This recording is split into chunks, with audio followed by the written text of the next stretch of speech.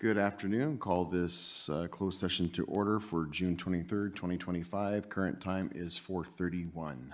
Madam Clerk, would you mind calling roll, please? Councilmember Beaver. Here. Councilmember Miller. Here. Councilmember Woolsey. Here. Mayor Pro Tem Venable. Here. Mayor Thorpe. Here. All present. Thank you, ma'am. Any public comments? No public comments. Perfect. We'll move into our closed session into the executive conference room. Current time is still, it's 4:32 now.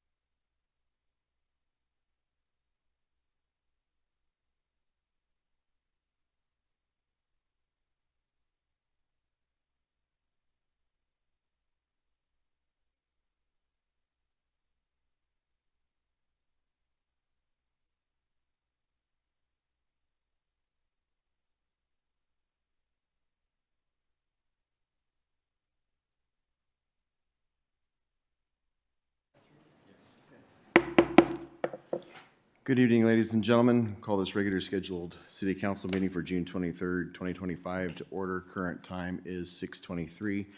Right off the bat, I want to apologize to all of you that we are late coming out. We have told you in the past that we wouldn't come out after 6. Well, we would come out, but we're not going to go past 6 with our closed session. This is just one of those times we get a little long-winded in our dialogue, so I apologize for keeping you waiting. Everyone's time is valuable. I understand that. This is not the new norm. We are not normally going to be going till 6:30 in our closed session, but wanted to apologize to you because in the past we've made statements that we wouldn't do that. So with that said, we are going to move to our invocation. Pastor Joel Vincent will do our invocation, and then we will have our captain will do the Pledge of Allegiance right after that. Please stand.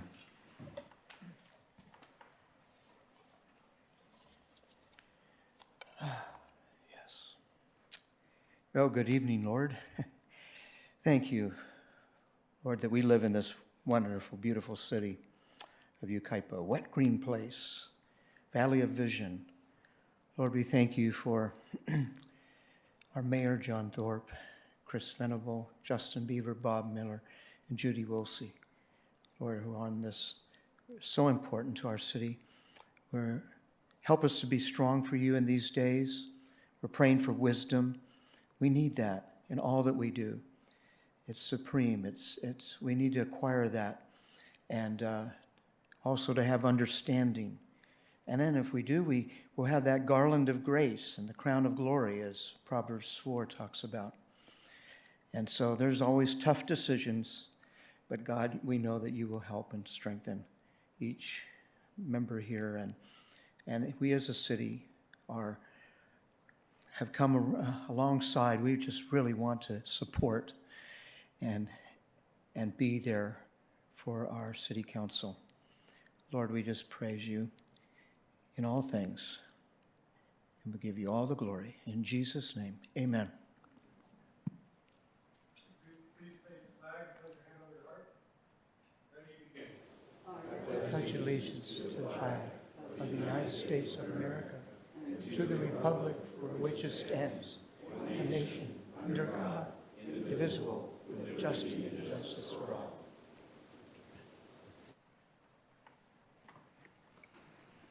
Thank you, Pastor. Thank you, Captain. Madam Clerk, would you call roll, please? Councilmember Bieber. Here. Councilmember Miller. Here. Councilmember Woolsey. Here. Mayor Pro Tem Venable. Here. Mayor Thorpe. Here. All present. Thank you, ma'am. Mr. City Attorney, anything to report from closed session? Thank you, Mayor, and good evening. There's no reportable action out of tonight's closed session. All right, thank you. Interim City Manager, any changes to the agenda? Yes, Mayor and Council, we do have an amended item number 5 that's been distributed to Council and placed at the back of the chambers.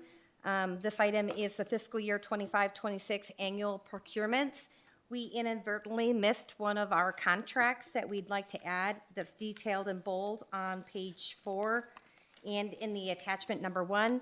Staff went out and conducted an RFP for landscape maintenance, for a landscape and maintenance contractor to do landscaping turf areas in public parks, center street medians, detention basin facilities, and public facilities. We would like to award this to Garden Hills Landscape, who provided the lowest proposal. And by working with a contract with that company, we'd be saving $60,000 annually in the 3-year contract. Thank you, ma'am. With that, we will move now to our safety updates, starting with Captain Walker.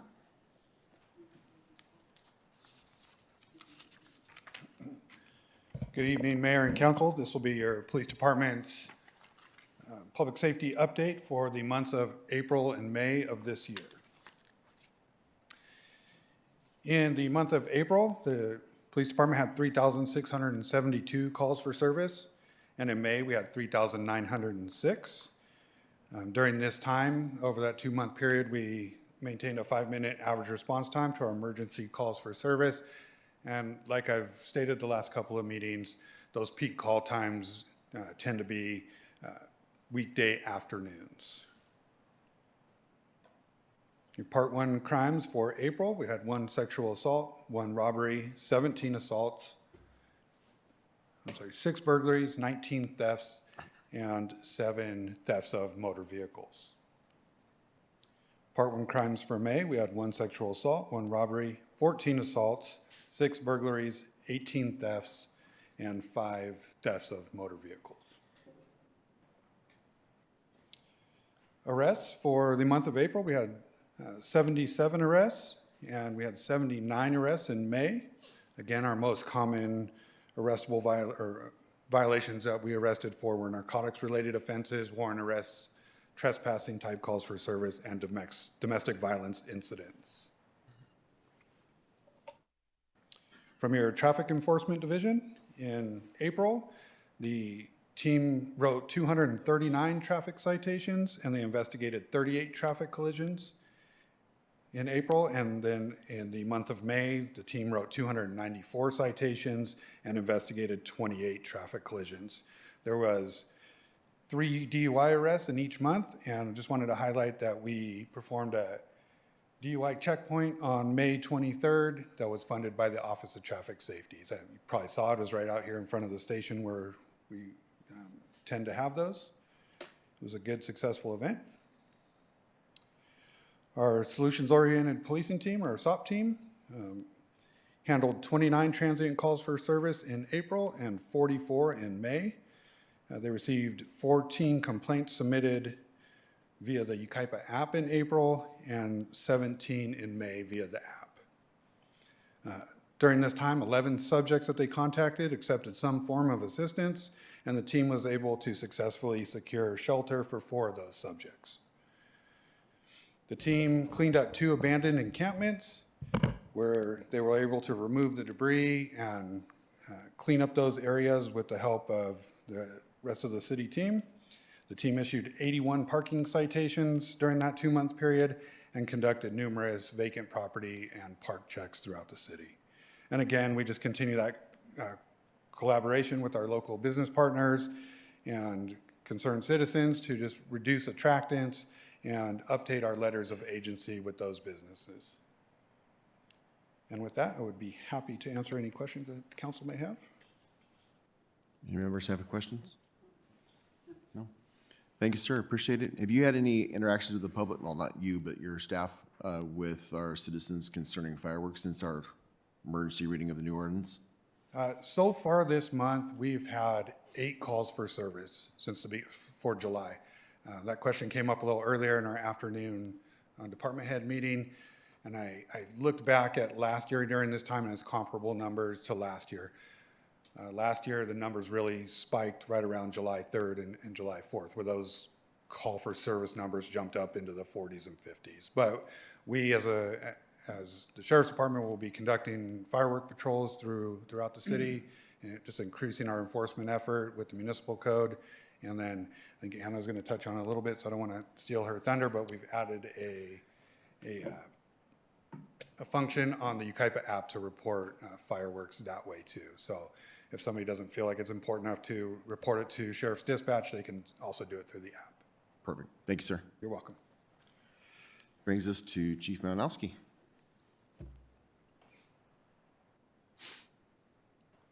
Evening, Mayor and Council.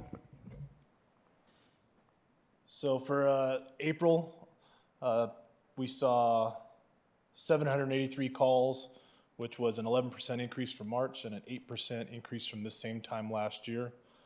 Just busier every month, pretty much. Kind of your normal breakdown, the normal medical aids, and still about that 30% of non-medical aid calls for us. We did have some French exchange students visit. For whatever reason, especially at Station 1, we get a lot of like out-of-country exchange students. I don't know why. We have like Japan coming up and some other ones, so I don't know how all that'll work. But we did do one of our CERT academies in April, so those have been booked out. We've been having to defer people to the next one and hosting additional CERT courses. So that was a good success. Significant incident, TC extrication on the 10 West. Residential structure fire for Wildwood View. Brings us to May. May, we ran 819 calls, about a 5% increase from April and 8% increase from this time last year. And then we were happy to help support the music and arts festivals. Went well. No real calls for service for us on that, other than first aid type stuff. We had the Love Yucaipa event, was the same day, and that was successful. A lot of the council was out there. Vehicle fire on Wildwood Canyon Road. And then same thing, kind of affects all departments, but for us, we're in a very high fire hazard severity zone, so every spark could be a wildfire, and we've seen what one firework in our city could do 24,000 acres later, and a plaque sitting outside of City Hall. So for us, I know people want freedom and light fireworks, but every single firework's a threat to burn homes and a threat to life safety. So that's all I got for you. Members of council have any questions? Go ahead, sir. Thank you, Chief. I saw recently you had done a podcast with some other chiefs, and can you talk a little bit about that? That was a good use of the podcast, by the way. Talk a little bit about that podcast if folks hadn't seen it. Yeah, we probably should have included that. So we kind of released it in June, but we were going to do it, but I'll get right to it. So there's a lot of stuff with wildfire, the fire hazard severity maps that's coming back to council, kind of like we gave you a notice on. Zone 0, defensible space. There's a lot of stuff out there. And there's insurance reductions you can get. So people kept like, I wish we knew this information. And like, we keep trying to give it to you. You know, we did the Firewise meeting and we had 10 people there. So a town of 55,000, that word's not traveling around too fast. So we figured, talking with the city manager, the probably better route would be do it once, do it well, and then we can refer people back to it. So we've even referred, you know, Redlands residents, they've referred them to our podcast just because it's long. And then we broke it down so you can kind of fast forward past what you don't want to hear. But there's a lot of information out there, and people just, they see that like, you want to be safer from fire? No, not really. I don't really care till I care, and I can't insure my home. So there is a lot of good information on that, and it's everything related to wildfire, fire. Kind of, we talk about insurance. We're not an insurance specialist, but kind of the indirect correlation with insurance and fire hazard. And that's on the city's YouTube and social medias. Yeah, thank you, Chief. And I hope folks get a chance to look at it. It was very interesting, and I thought you guys did a really good job at it. Thank you. Thank you, sir. That brings us to code enforcement. I have much better hair than Trevor. That's true. That's true. Good evening again, Mayor and Council. I'll be presenting the statistics for April and May for code enforcement. Unfortunately, the Public Safety Manager, Trevor Benson, had a very important appointment that he couldn't miss, so he's running on a little late, and now he owes me lunch. So in April, the Code Enforcement Division had 69 new cases submitted. 12 were resolved by the end of the month. And in May, there was 66 new cases, and 8 of which were resolved by the end of the month. In April, their top cases were overgrown vegetation, trash and debris, inoperable vehicles, and unpermitted construction. And then in May, their top cases were, again, vegetation issues, trash and debris, expired permits, and then flag and banner permits. Inspection activity for the division. In April, there was 185 inspections done by the team. 75 total cases were closed out. They received $4,485 in citation fees. They did 4 cases were opened for the mobile home parks, 7 comprehensive inspections done at 2 of our mobile home parks, 1 poultry ranch inspection with no violations, and then a notable was 4 properties were approved for the fine forgiveness program. In May, there was 58 inspections done by the division, with a total of 44 closed out and $14,209 received in citation fees. At our mobile home parks, there was 1 new case opened. There was 30 comprehensive inspections done at one of our mobile home parks. The team did 2 poultry ranch inspections with no violations. And then the notable element in May was there was 1 property approved for the fine forgiveness program. And Trevor said this is just a before and after picture, so I'm not sure what property that was, but unfortunately, I probably can't answer a lot of questions for you, but if you have any questions, I'll be glad to get with Trevor and we'll get back to you with the answers. Thank you, sir. Members of the council have any questions, comments? Thank you. Thank you. Okay, with that, brings us to public comment. Madam Clerk, do we have any public comments? We do. Okay, and just as a reminder for those that come up to speak, please keep in mind the 3-minute time limit, and please state your name and address. Thank you. We will start with Richard Frost, followed by Brett Granlund.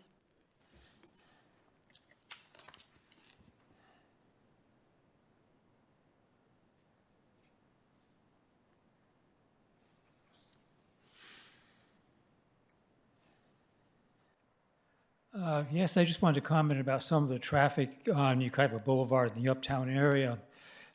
Sometimes they have short drag races there, and the speeds get pretty high, and you can't really stop, that fast a speed.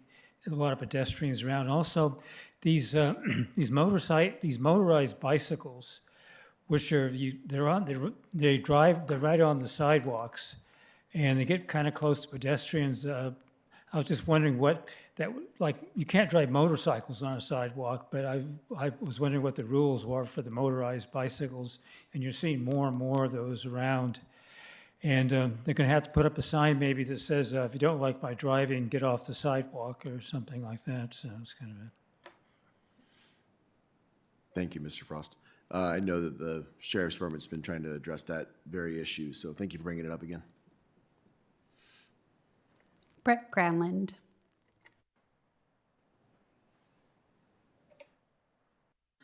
Good evening, Mr. Mayor and council members. Brett Granlund, 12618 3rd Street here in Yucaipa. Just a quick reminder about fireworks and 4th of July. There has been a lot of publicity on the new fine schedule and the update of the ordinance, which is good. There's been newspaper coverage. There's been a lot of social media, but a lot of confused people that are on social media. One of the big things that they're confused about is they think there's going to be no enforcement. I've tried to respond and say, I'm thinking there'll be a lot of enforcement, but hopefully there won't be any enforcement because people won't do it. Hopefully they'll get the message.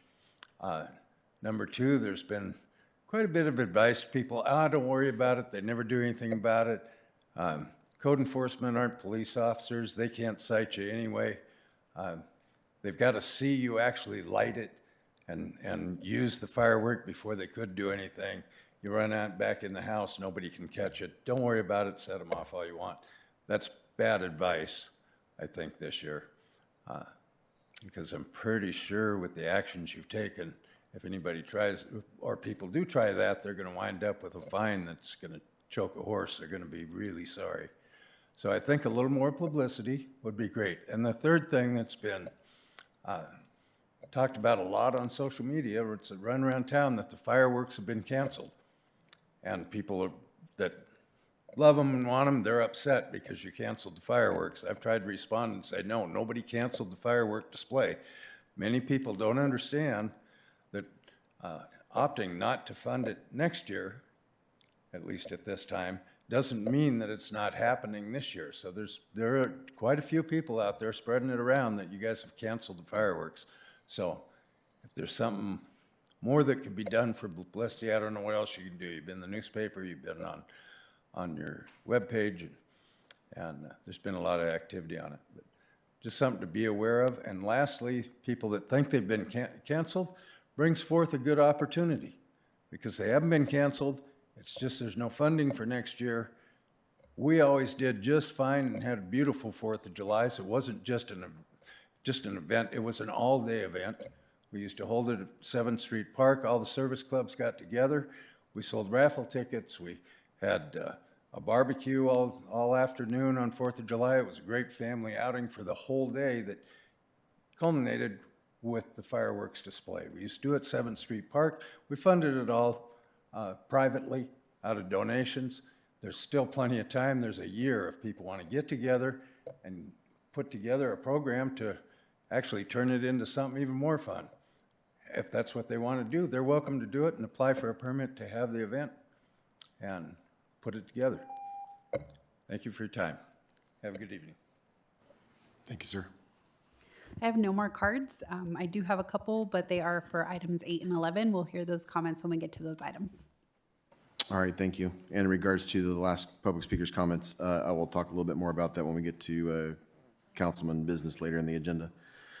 That brings us to the point in our agenda for any conflicts of interest for my council members and colleagues to do so at this time if they have any. Seeing and hearing none. Move to the consent agenda, which is items 1 through 7. I received an email the other day that there was some concern the public would like to hear a little bit more about item number 3 related to our surplus property, so I'd like to pull that. Outside of that, our other colleagues have anything they want to pull or discuss? I was going to pull number 3 too. Okay. Well, sounds like we're all on board with that one. Okay. So, with that in mind then, do I have a motion to accept 1 and 2, 4 through 7? So moved. Second. Got a first and a second. Those in favor? Aye. Aye. No opposed? All right. That brings us to Mayor? item number 3. I apologize, and just for clarification on that motion, it was with item 5 as amended, correct? Yes, absolutely. Thank you.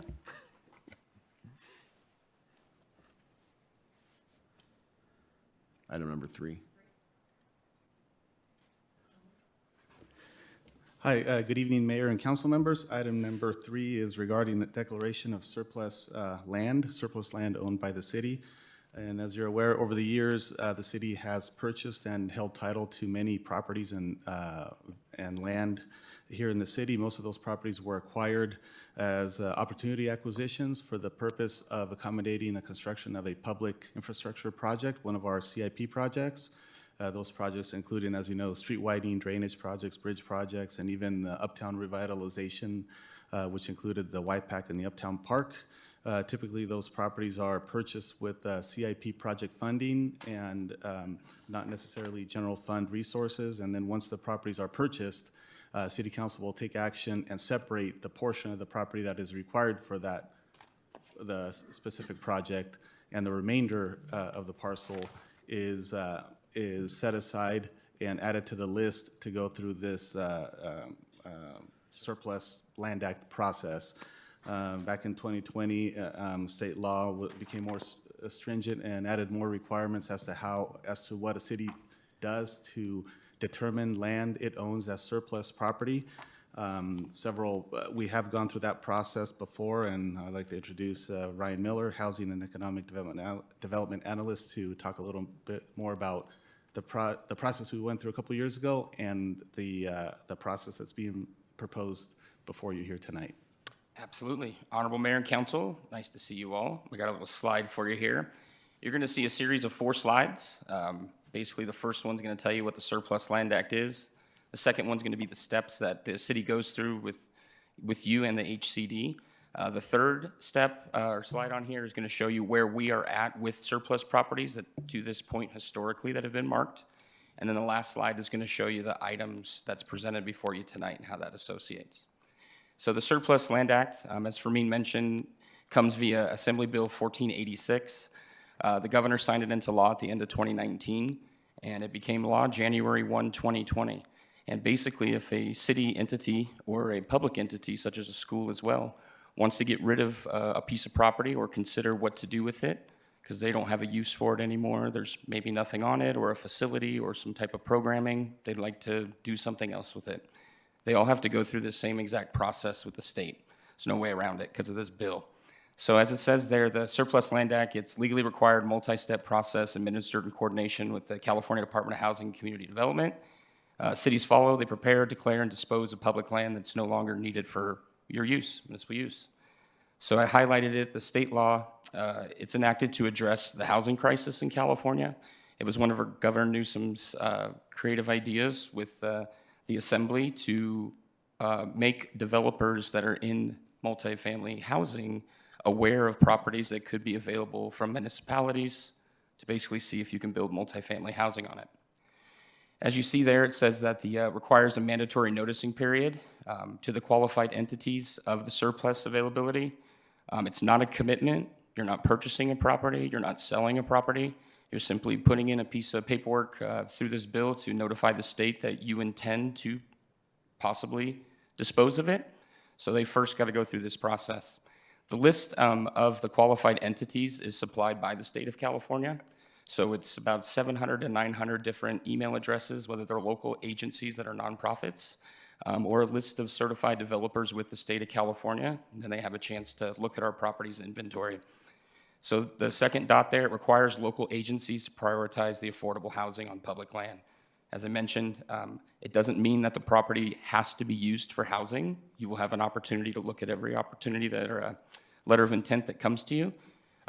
Every notice that is received during this process of the 60 days of notification that is by the state, every single one of them will be brought to you in a closed session to discuss what that is and how to respond to it, more importantly.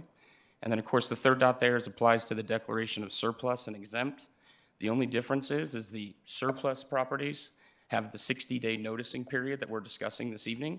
If a property is exempt surplus, it meets very few requirements, such as the size or the location, or if we're transferring it to another local agency, such as a school district or something like that, then it can be what's called exempt. And you will forego this process of basically notifying the state. So as we go to the next one here, I've simplified the steps of what to see here, and then I've also shown in two different colors kind of what actions, what responsibilities, where do they go.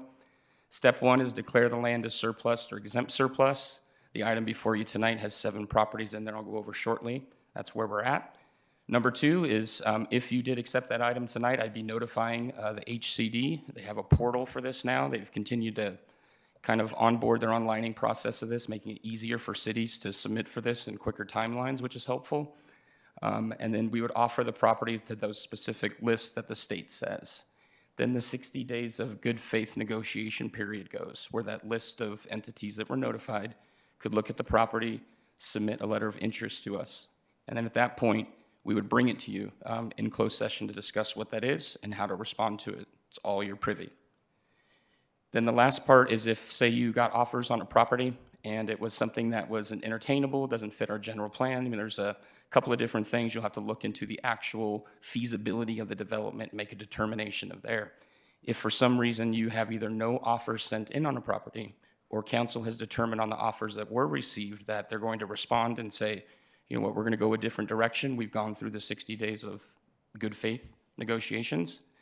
Now you guys have the opportunity to come to a public meeting in front of the public, and if you want to dispose of the property, listen to the public comment, talk about the direction that you would like to go through to do that and sell it. But basically, we can't get to that point for you to decide what you actually want to do with the property until you go through this process of the Surplus Land Act. So what I'll show you here in the red is steps 1, 4, and 5. That all requires your reviewing it, coming together on a consensus of how to respond to it. The opportunities come to you. You guys decide what to do with them. And then the blue, as you see there, step 2 and 3, that's staff's processing. That's me communicating in our division with the HCD to notify them of the properties, get those letters of intent. And then at the very end, if we don't go with any of those letters that were submitted on a specific property, then they will give us a letter that says you can now dispose of it. You've gone through the process. And now our entity, our public here, now we, if you choose, can put it for sale or build on it or whatever you're into. Now, let's go historically.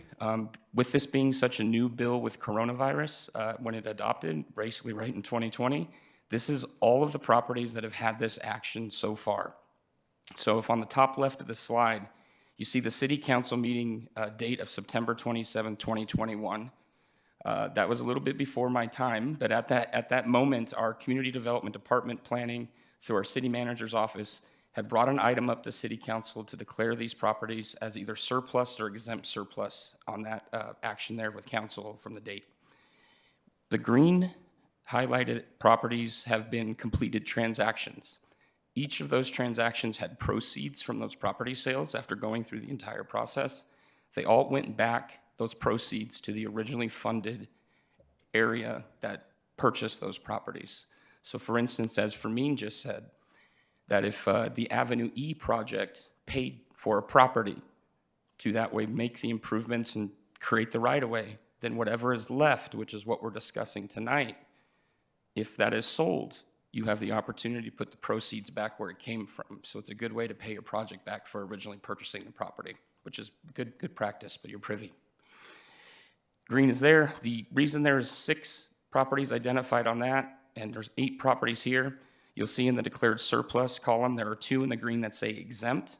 The reason those were exempt surplus, or they didn't have to go through the process, was simply because we were negotiating on those on record prior to this bill actually being adopted by the state. So we got lucky there with those 2. In my time here, I've continued to work with the HCD to finish processing these properties, take in letters of intent. We've had some movement on these, and we could go in these either now or at a later time if you like, but this item being to the properties that are about the 3 CIP projects. I'm going to show you that slide right now. But I also want to show you in the red and the blue, all property-related actions, including declarations of surplus, agreements, negotiations, depositions, they're all subject to your council approval in an open session meeting, and no property adjustments or transactions can move forward without formal direction, input from the public in an open session meeting, and discretion from city council. Now, this brings us to the item that is today. As Fermin had mentioned, these properties of topic were purchased to complete 3 different CIP projects. So now that we've either Avenue E intersection improvement, the County Line Road project, and the Pendleton Low Water Crossing, we have either gone through the steps needed to with engineering and a part of the project where we know we've identified what right-of-way we've taken from those properties that we needed. Now we have parcels that are available for disposition if you want them to be. So that's what we're here for. This is simply identifying that these properties are going to be going through that process that I stated to you. And it's notifying the HCD, going through the 60-day period of noticing. If any offers are received, we bring them right to you. You give us direction on what to do with them. And that's pretty much it. I do want to read this top part and then I'll close. The city acquired several properties through council-approved actions to support 3 capital improvement projects: Avenue E intersection, County Line Road, Pendleton Low Water Crossing. Portions of these properties have been designated as public right-of-way to accommodate required improvements. The remaining portions are no longer needed for the municipal use. Staff recommends initiating the surplus property disposition process with all actions subject to city council review and approval. This item is presented in alignment with prior actions for the years we've been working on these projects. So that's my presentation. Happy to answer questions and help you out. Thank you, sir. You're welcome. Council members have any questions, comments? No? Chris? Now, are these somewhere on our website to show all the properties that we have? No, And it can be. be Directions. transparent to everybody and stuff, just so, you know, we're trying to be transparent to the city and stuff. So I think that it would be a good thing that if we put it on there, so that way people in the city could, you know what we own and what we don't. Correct. I do want to correct it slightly. I do have a development magazine digest that does have our properties that are listed on there, but we also, too, I communicate with getting them on the MLS. So if there's an opportunity to sell the property, if it's a single-family home, if it's a business, like a commercial up in Uptown or something, you know, those are real distinct uses, and they can be listed. And absolutely, we could put the vacant properties that are like more of the housing affordability, which was like the first set of properties that in 2021 that were done. Those were more for, it seems like we're trying to get development projects and commitments and agreements with developers to build those housing. Now, on these are more single-family residences, so you will have a slightly different way to advertise them to the community, which would be a lot quicker and faster than having a piece of vacant land, as I was mentioning, that's fit for, you know, a higher housing. That's a little bit, it's more of a unique market, people that are looking at it. Absolutely. If you say, hey, council wants us to get them up on the website 4 different ways, we can do it any way that you like, absolutely. I think that they should just be, you know, up there for transparency reasons, you know, I mean, just so, you know, the citizens know what we have. Yeah, what I'll do is I'll get with Joe and I can link the surplus property list on the economic development website and we can get it underneath the transparency portal if that's Perfect. easy to do. Thank you. Councilman Miller? Councilman Woolsey? Okay, I'm going to piggyback off of that a little bit, Chris. Will there be signs maybe put in the yard stating that this is surplus property for sale?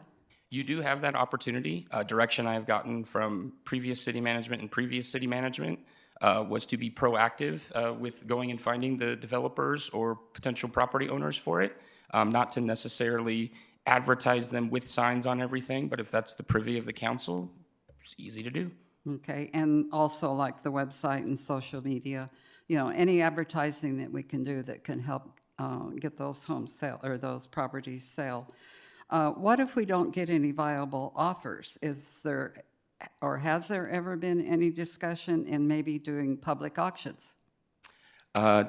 We have gotten properties prior with no offers, and then once it comes with a letter from HCD, council can dispose of it if they like.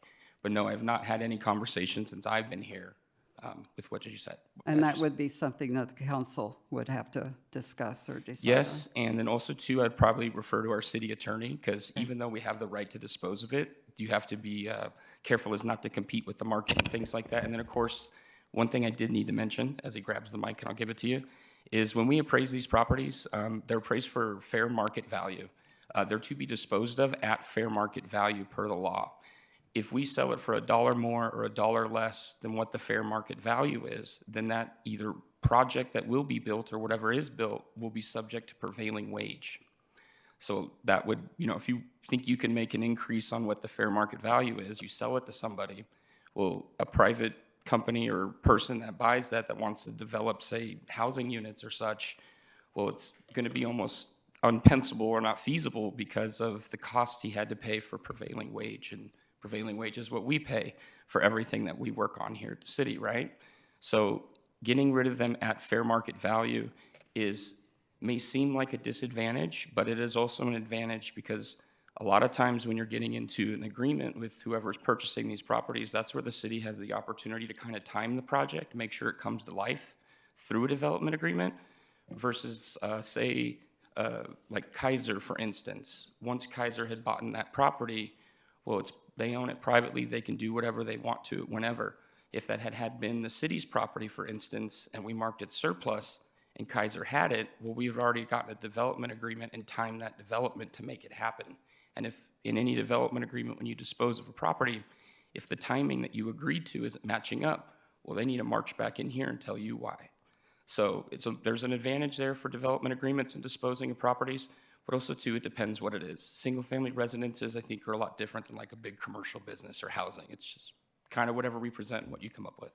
Okay. And if I may add to that, over the last 34, 35 years, the city council has deemed residential properties surplus, and we've gone through the process to sell those properties. And over that history, the market's been very competitive, and we've had multiple offers to where the city council can consider multiple offers. So. Okay. You did bring up a word, appraisal, and that brings me to my last question here. Yes, ma'am. Do we have a dedicated broker, or who actually is qualified to negotiate real estate offers? That's a great question.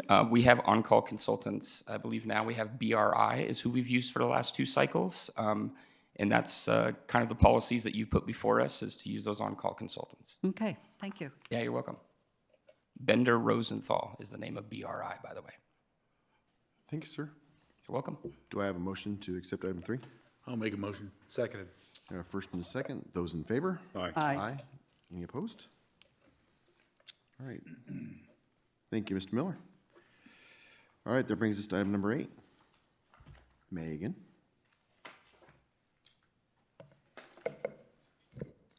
Good evening, Council.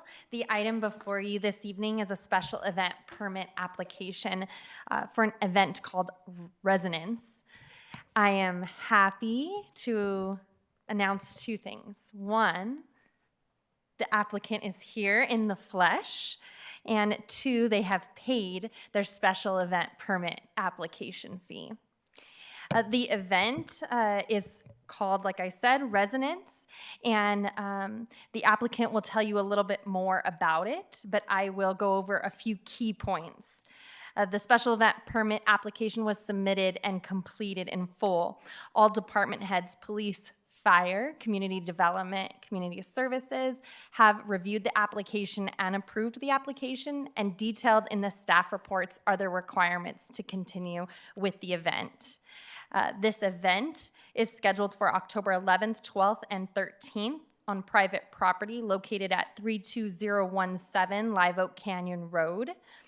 Although it says Redlands, it is within Yucaipa city limits. And I would like to introduce the applicant, Judson, to tell you more about the event.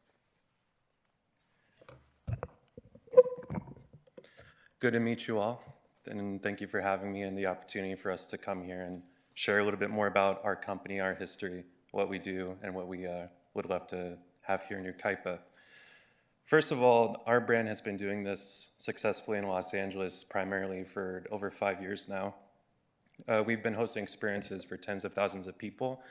Over that time, we have had no calls needed for police. We've had no ambulance calls. We prioritize a very safe, fruitful experience for all, and we really want to prioritize the safety component there.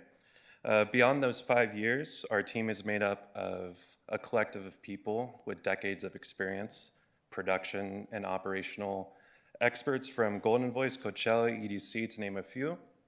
We also have an environmental green team prioritizing the cleaning of the site, maintaining the recycling and everything, so we leave the space better than how we found it. We also have a security team coming in that has been doing this for many years, and they're actively doing events in Hollywood, and they manage successfully thousands of people in and out of their venues every single weekend. And we also have Ken DeCou, who is our EMT. He's a paramedic and also notably former CAL FIRE and Riverside Health Department, and he's agreed to be on site with us 24/7 for the duration of the event. Security will also be on site with us 24/7 for the duration of the event. Due to some concerns that have come up just in our discussions with the city regarding our specific genre of music, we have agreed to a heightened police presence, which includes 24/7 police at our cost. Sergeant Ford let us know that this cost could be potentially reduced if we worked with reserves, but again asked us to have 24/7 presence due to the nature of the event.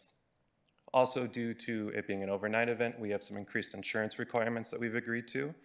And on our end, we've paid on our own dime to have additional security guards beyond what is needed even at the county requirement to try to produce, again, a safe event and having that be a priority. I already mentioned that we'll have an EMT team with Ken DeCou. He'll be there 24/7, but during peak event hours, we'll have additional EMTs as well as a med tent, again, emphasizing safety over everything. One additional precaution we took is bringing on a harm reduction nonprofit called End Overdose. Their entire mission is to, as their name states, end overdose. They provide free trainings for anyone that will listen and wants to hear it about the administration of Narcan and what to do in the case of an overdose. At these events, specifically EDM style of events, people see these nonprofits all the time and they feel very comfortable and safe going to them and seeking out help proactively. And we've seen quite a reduction of incidents happening thanks to their presence at these events. When we planned this, we really wanted to emphasize incorporating and pouring back into the city as much as possible. We worked very closely with Abe, the property owner, to facilitate that. We have already pre-booked a dozen hotel rooms at the new La Quinta, and I think that once we announce this event, I wouldn't be surprised if that hotel was packed out. We are emphasizing the use of local food trucks and vendors, and we plan to announce a local volunteer initiative where if you wanted to come volunteer in our green team, box office, or some other facet of the event, you can have a free ticket and come participate and experience what we have to offer. Beyond just music, we're focused on providing an all-encompassing experience from yoga, guided meditations, sound baths, run clubs, and the like, and we want to facilitate a true blend of art and culture. In the end, our goal is to return and do more here and really emphasize the experience and safety of all the attendees, but I really appreciate everyone here taking a look at it, and yeah, I'll pass it back to Megan. There's a slight height difference there. Sorry about that. Staff is recommending that City Council approve the special event permit application submitted by Inertia Presents LLC to conduct a weekend camping event with multiple stages, live performed electronic music, art, experiential events such as guided meditations and yoga, and vendors on October 11th, 12th, and 13th, and authorize the sale of alcohol for this event. This concludes my report, and council can ask any questions that you'd like at this time. Thank you, Megan. A couple questions for you, and then I'll open it up to my colleagues. You indicated that in other cities where you've had this event that you haven't had any calls for service, whether it be medical aid or law enforcement related, but then later in your statement, you made an indication that with the Narcan supply there, it has had a reduction in incidents. So what kind of incidents have you had take place on these events that did not warrant law enforcement or medical aid, but warranted having Narcan? Sure. To clarify that point, I meant that they've helped reduce those incidents at other events. We've actually never had a problem with that before. They're there as a precautionary measure because we've seen the impact that they've had for other events. Okay. Now, I'm not speaking for my other council members, but 3 of our council members up here, me being one of the 3, are in law enforcement or previously in law enforcement. So this, to me, I'm not speaking for them, sounds very close to a rave. And raves kind of have a bad connotation in my mind. Doesn't mean that everyone has that same connotation. So, and this isn't against your company or even the property owner, but I have concerns. And that's why I think the law enforcement is going to be on scene. But have you had incidents that have taken place that have not been reported to law enforcement, where you've had drug overdoses, you've had drug paraphernalia, you've had sexual assaults, things of that nature that maybe you have not been forthcoming with other agencies? No, sir, not once. So I was gonna talk to, or have Trevor give me some information, but I don't know, Captain, not to put the spotlight on you on the last minute here, but do we have any numbers that, from any outlining cities or joining cities that may have had this group come in, that may have given us some stats on reports of any kind of crime reports that after this is come and gone from their community, that we're getting reports afterwards of things that have taken place that may be criminal in nature? Yeah, as we were going through this planning process and working with Megan and her team and Judson, I believe, Judson, and having some Zoom meetings with them, I know Trevor Benson had reached out to several LA agencies. He was not able to find any calls for service in those, during the event or afterwards. I will caveat that with my discussion with Trevor is that, sometimes the LA agencies aren't the easiest to work with and get information from, but to the best of our ability, we were not able to find any of those calls for service. Okay, I appreciate it. I probably got a lot of questions, but that's probably the heart of mine. I will start on my right, and I'll start with Councilman Beaver, and we'll work our way down the dais. I'm sure there may be some similar questions in nature. Those LA agencies are out of control, man. Since you're in that arena, I'll let you address that. Yeah, okay. See? I know a guy, Captain. We'll get you information. Don't you worry. I worked at Loma Linda Sheriff Station a lifetime ago, it feels like, when Beyond Wonderland would have their EDM events. From the event center at the Orange Show Speedway, or the Orange Show Event Center, National Orange Show Center, to the South Hills of Loma Linda, I could hear the bass reverberating off of the hills in that valley, to the point where the city of San Bernardino City Council authorized the event. The city of San Bernardino Police Department policed the event, allegedly. And yet I was receiving disturbing the peace calls all hours of the day and night because the music just was, it's electric dance music. You can't listen to it quietly. You look silly if you listen to EDM quietly because it doesn't make sense to. I've worked raves, EDM festivals, Nocturnal Wonderland at the Glen Helen Amphitheater when I was a young deputy.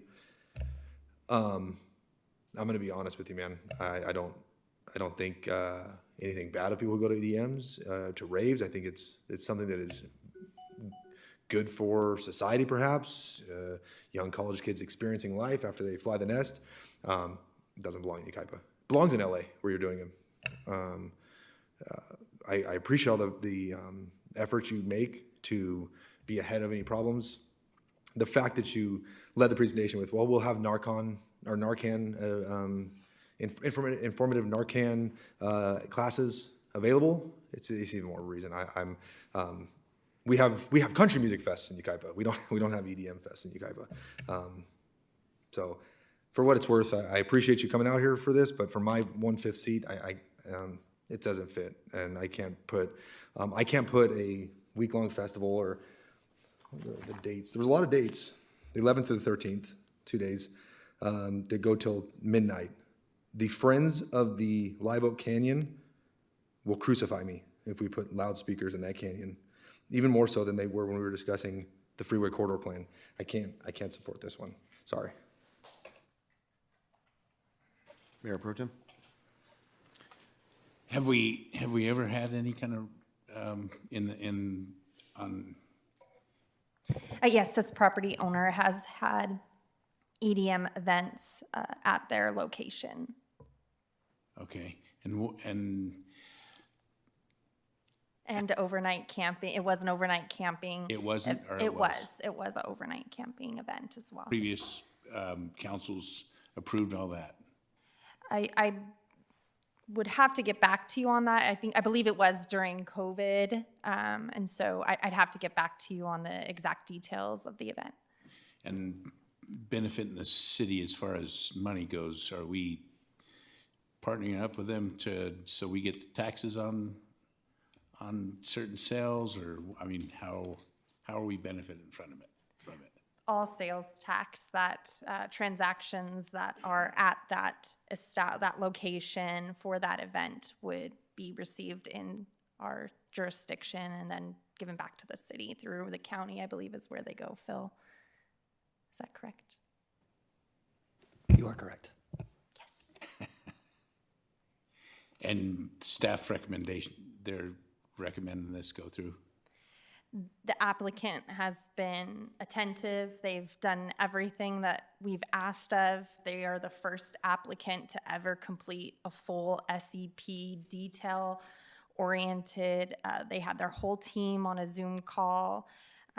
They worked with us to understand that we want policing services, and so staff is recommending this special event permit be approved. Okay, thank you.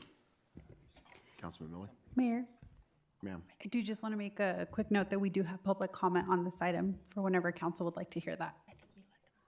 All right, let's do that first, and we'll do the last two members after that then. Okay. If it's okay, before public comment, Judson would like to just respond to something. Sure. Just real quick, the note about Beyond and Nocturnal and the stages and the sound there. I do want to point out the fact that we're 1/20th of the size of those setups. Part of in our application is planning surrounding specific to sound mitigation, and that's a huge priority for us. We have a team with advanced software that we can map out exactly how far the sound will go. And we have committed to place sound metering devices at the property line that can be checked at any time by the 24/7 police staff that will be at the event. So we do not intend to surpass any sound ordinances at any time. And we have a planning behind that and the science behind it that I believe we can make that happen. I can hear the Union Pacific freight horns through Santa Mateo Canyon and Redlands and Moreno Valley from my back patio. So I'm going to hear it. I'm going to hear your festival, man. I promise. All right, we'll go with public comment, then we'll continue our dialogue. We'll start with Abraham Issa, followed by Brett Granlin.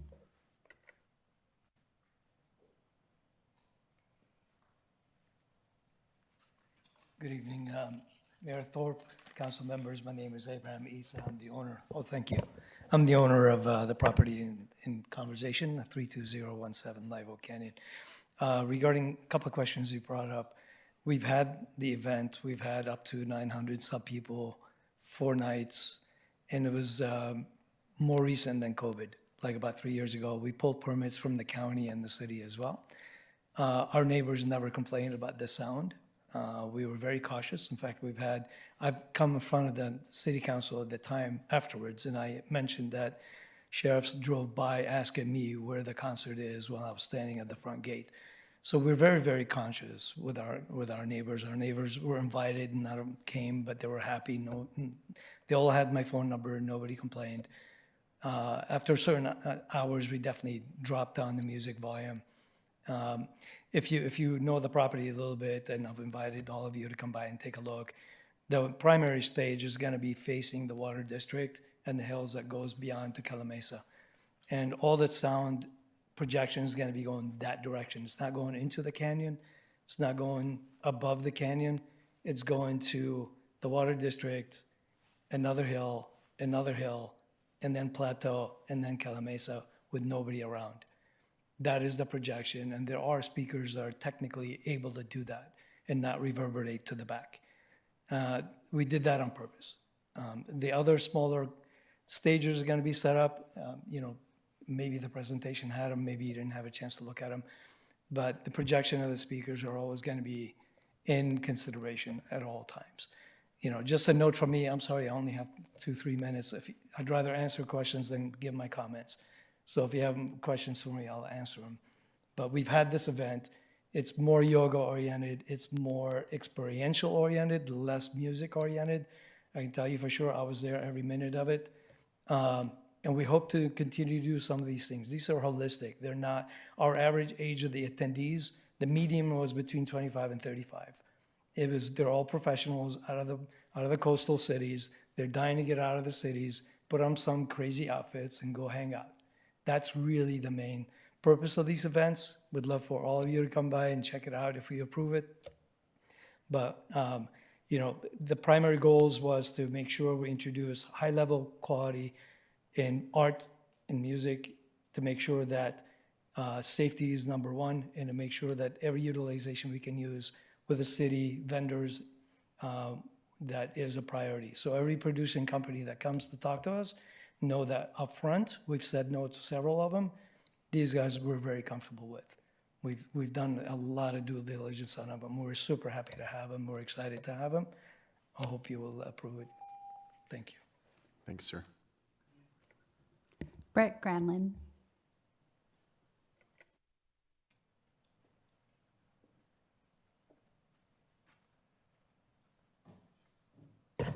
Good evening again. You guys are lucky you get me twice in one night here for no extra charge. Brett Granlund, 12618 3rd Street here in Yucaipa. I'm speaking in favor of this event. Number one, I'm not too sure what it is. Maybe I'm dating myself here. But I'm interested. I'm going to go to it. I'm going to go see what it is.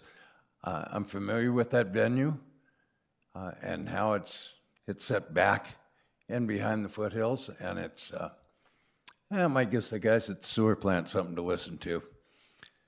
As far as the noise goes, I can tell you, we just had, I thought it was a Shrek rave that the city sponsored right up the street. And the events at YPAC, they get pretty loud. I can hear them, but that just means I don't have to go pay to listen to the music. I get it for free. And you might get some complainers. I've heard that there are some people down in the canyon that complain about everything we do. Luckily, you don't have any constituents down there. So they're welcome to annex into the city if they want to complain about what we do. Or they can annex into Redlands if they want to be part of Redlands. They're in the sphere of influence, but they're generally a fairly unhappy crowd when there's other things going on down there, and I think we all know that. So overall, I haven't heard anything that historically they've had problems with them. I heard some discussion about some concern about Narcan.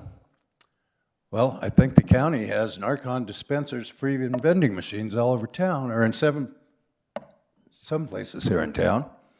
So I guess maybe there might be some folks that need those from time to time right here, homegrown. We shouldn't paint the people that are going to this event with that stigma. So at any rate, it's been conducted before without problems. And I'm happy to see that somebody's here applying for a permit for an activity and they don't have their hand out saying, hey, taxpayers, how much are you going to give me? They're willing to fund the whole thing themselves and hopefully bring some business to town and the hotels and so forth. And hopefully you'll approve it and it'll be a great event. and I'm gonna go down there and see if I can have some fun. I don't know that I'm a meditation and yoga guy. That's probably not my style. And I do go to bed quite early, so I don't know what they'll be doing after 8 o'clock. But at any rate, I look forward to seeing it, and I hope that you'll approve it tonight. I think it's a good idea to try it out. Thank you. Good evening. Thank you, Brad. Any more? Next, we have Roe.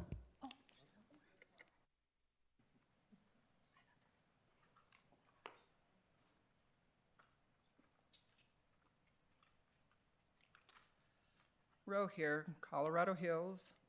I'm pretty open-minded to that kind of stuff, but we just had a car drive up Oak Glen and left the road and ended up on Colorado Hills and almost caught the field on fire. I think they were drunk. So I get it, but we hear all that.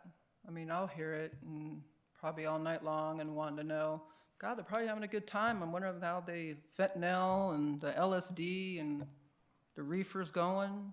So I agree with Beaver over there. I think we shouldn't do that.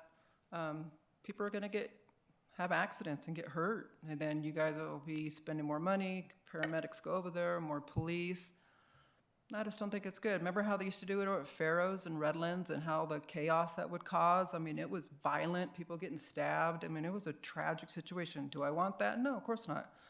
But I think there's other places they can do that that's more neighborhood friendly.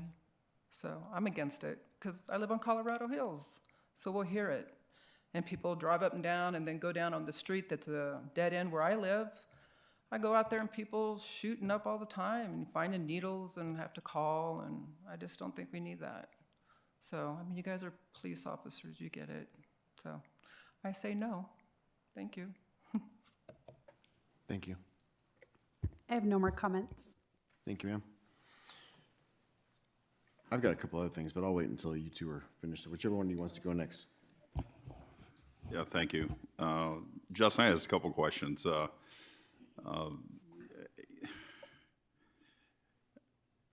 You said that you had no calls for service at any of your other events. None. You had to have some. To my knowledge, none, no. No calls for service. And you had thousands of people at these events? Yes, sir. I mean, that's an anomaly. In all the years I've been in the business, if you had any kind of event, you're going to have a call for service or something. I find that interesting. Maybe your folks didn't tell you or something. I don't know. I trust you at your word, but I just find that anomalous.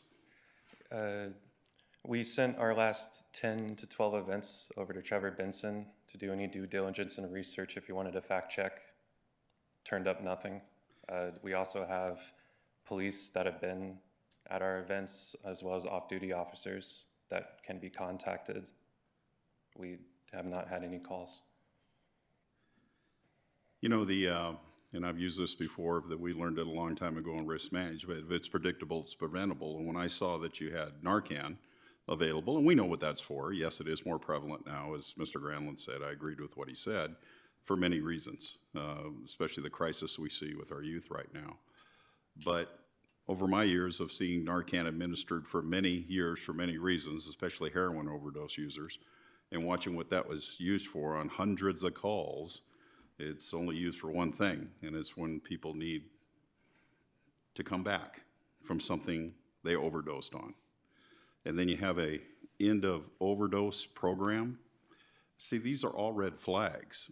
Now, I don't blame the property owner for trying to bring good venues or, events to his property, and I think they got the sound figured out. There's no doubt about that. It's back into the mountain and, towards the water district area, actually. And that's really not the concern. It's that there's no calls. We had no calls for service ever, and we're going to have a Narcan tent.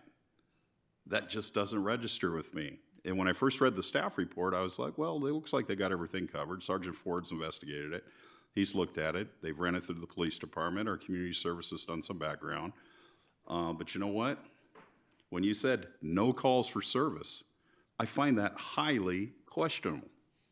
Now, I don't know. Well, maybe you didn't get the information from your people. Maybe we could have you come back and we can look at it a little further and find out if any of your events had any calls for service and see if that's valid.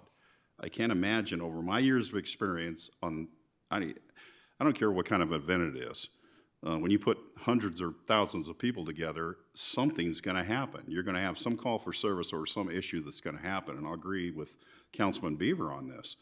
There's going to be some call for service in some way. Now, I know we're mitigating it with officers out there that you're paying for overtime and you're handling the cost side of it. I believe your intentions are good. I don't think you're trying to put on something bad. But them are the two things tonight when I heard you speak that just caught me a little curious, I'll be honest with you, which makes me think we haven't vetted this completely. I think we need to come back and vet it a little bit better before it comes back to us. That's my opinion. May I respond? Of course. So on the first part, well, I'll touch on the Narcan part actually first. We brought that program in, again, as an overabundance of caution. Sure. We have never had that happen before. There seems to be a running theme when we've talked to Sergeant Ford, Trevor Benson, and now here that it's almost like us taking an extra step of being cautious is almost being used as in a negative light. And like we're anticipating problems. We want to prevent problems. And that is why we went out and reached out to that nonprofit when we didn't have to. If that's an area of concern, I'm happy to remove them from the event and leave all harm reduction to the on-site police and EMTs. But in my mind, more safety is better and more precautions are better.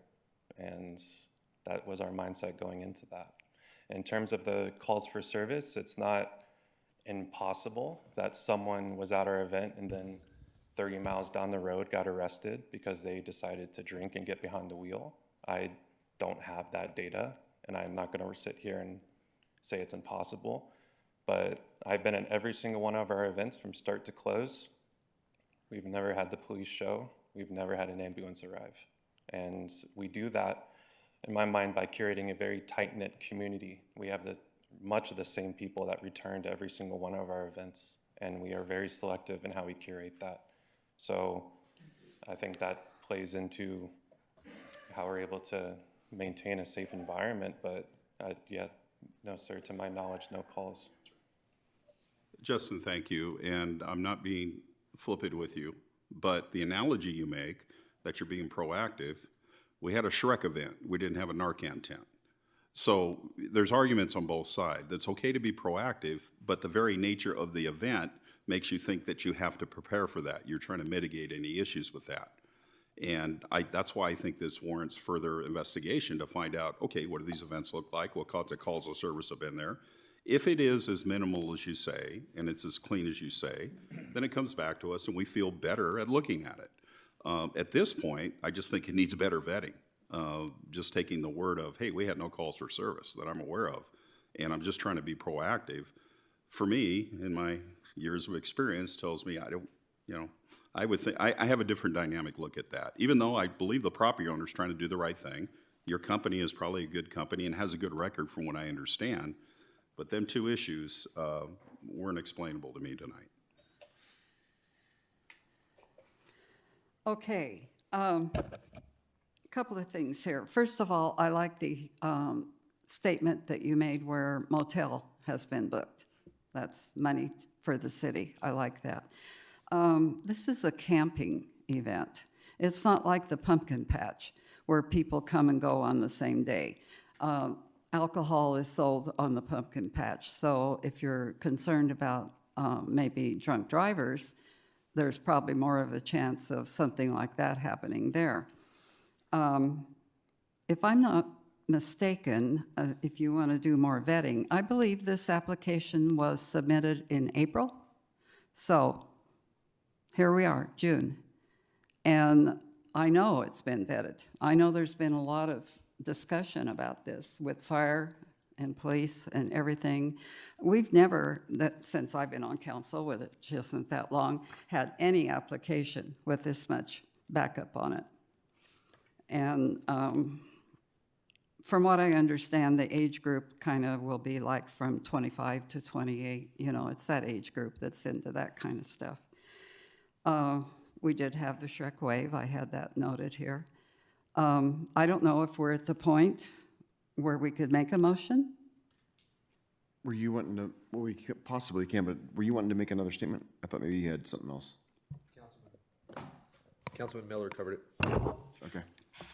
If I may, I do have just one statement that I wanted to make, just to make sure that it's clear.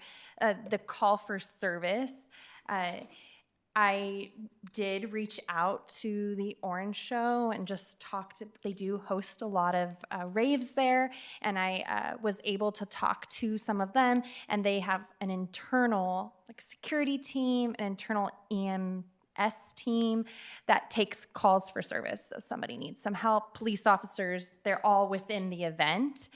And I just wanted to clarify that because we have police that will be at the event, there is I think it's a 15-page security plan, an 8-page EMS plan.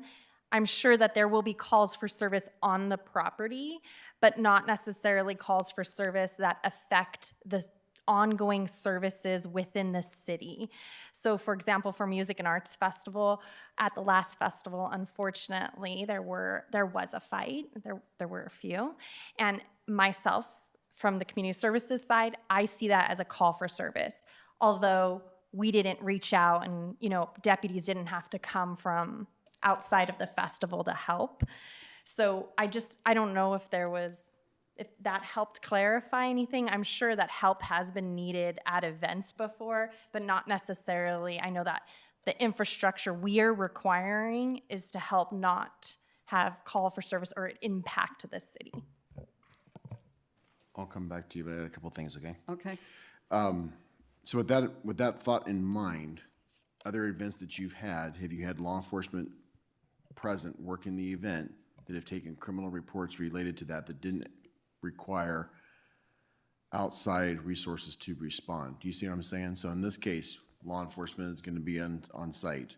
You're going to have a certain amount of deputies there for the entire duration of that event. If a crime were to take place, they take a crime report. If there's a suspect, they're going to make an arrest, but they may not necessarily have to reach outside of there to handle that particular event. Do you know if any of your events have had anything in that nature where they've had a crime event take place during the event, but they did not have to reach out to outside sources? At our larger scale events where we've had off-duty officers, no, that has not happened. In terms of instances happening within the events, like Megan just mentioned, we've had fights before. We've had security teams internal remove people from the facility.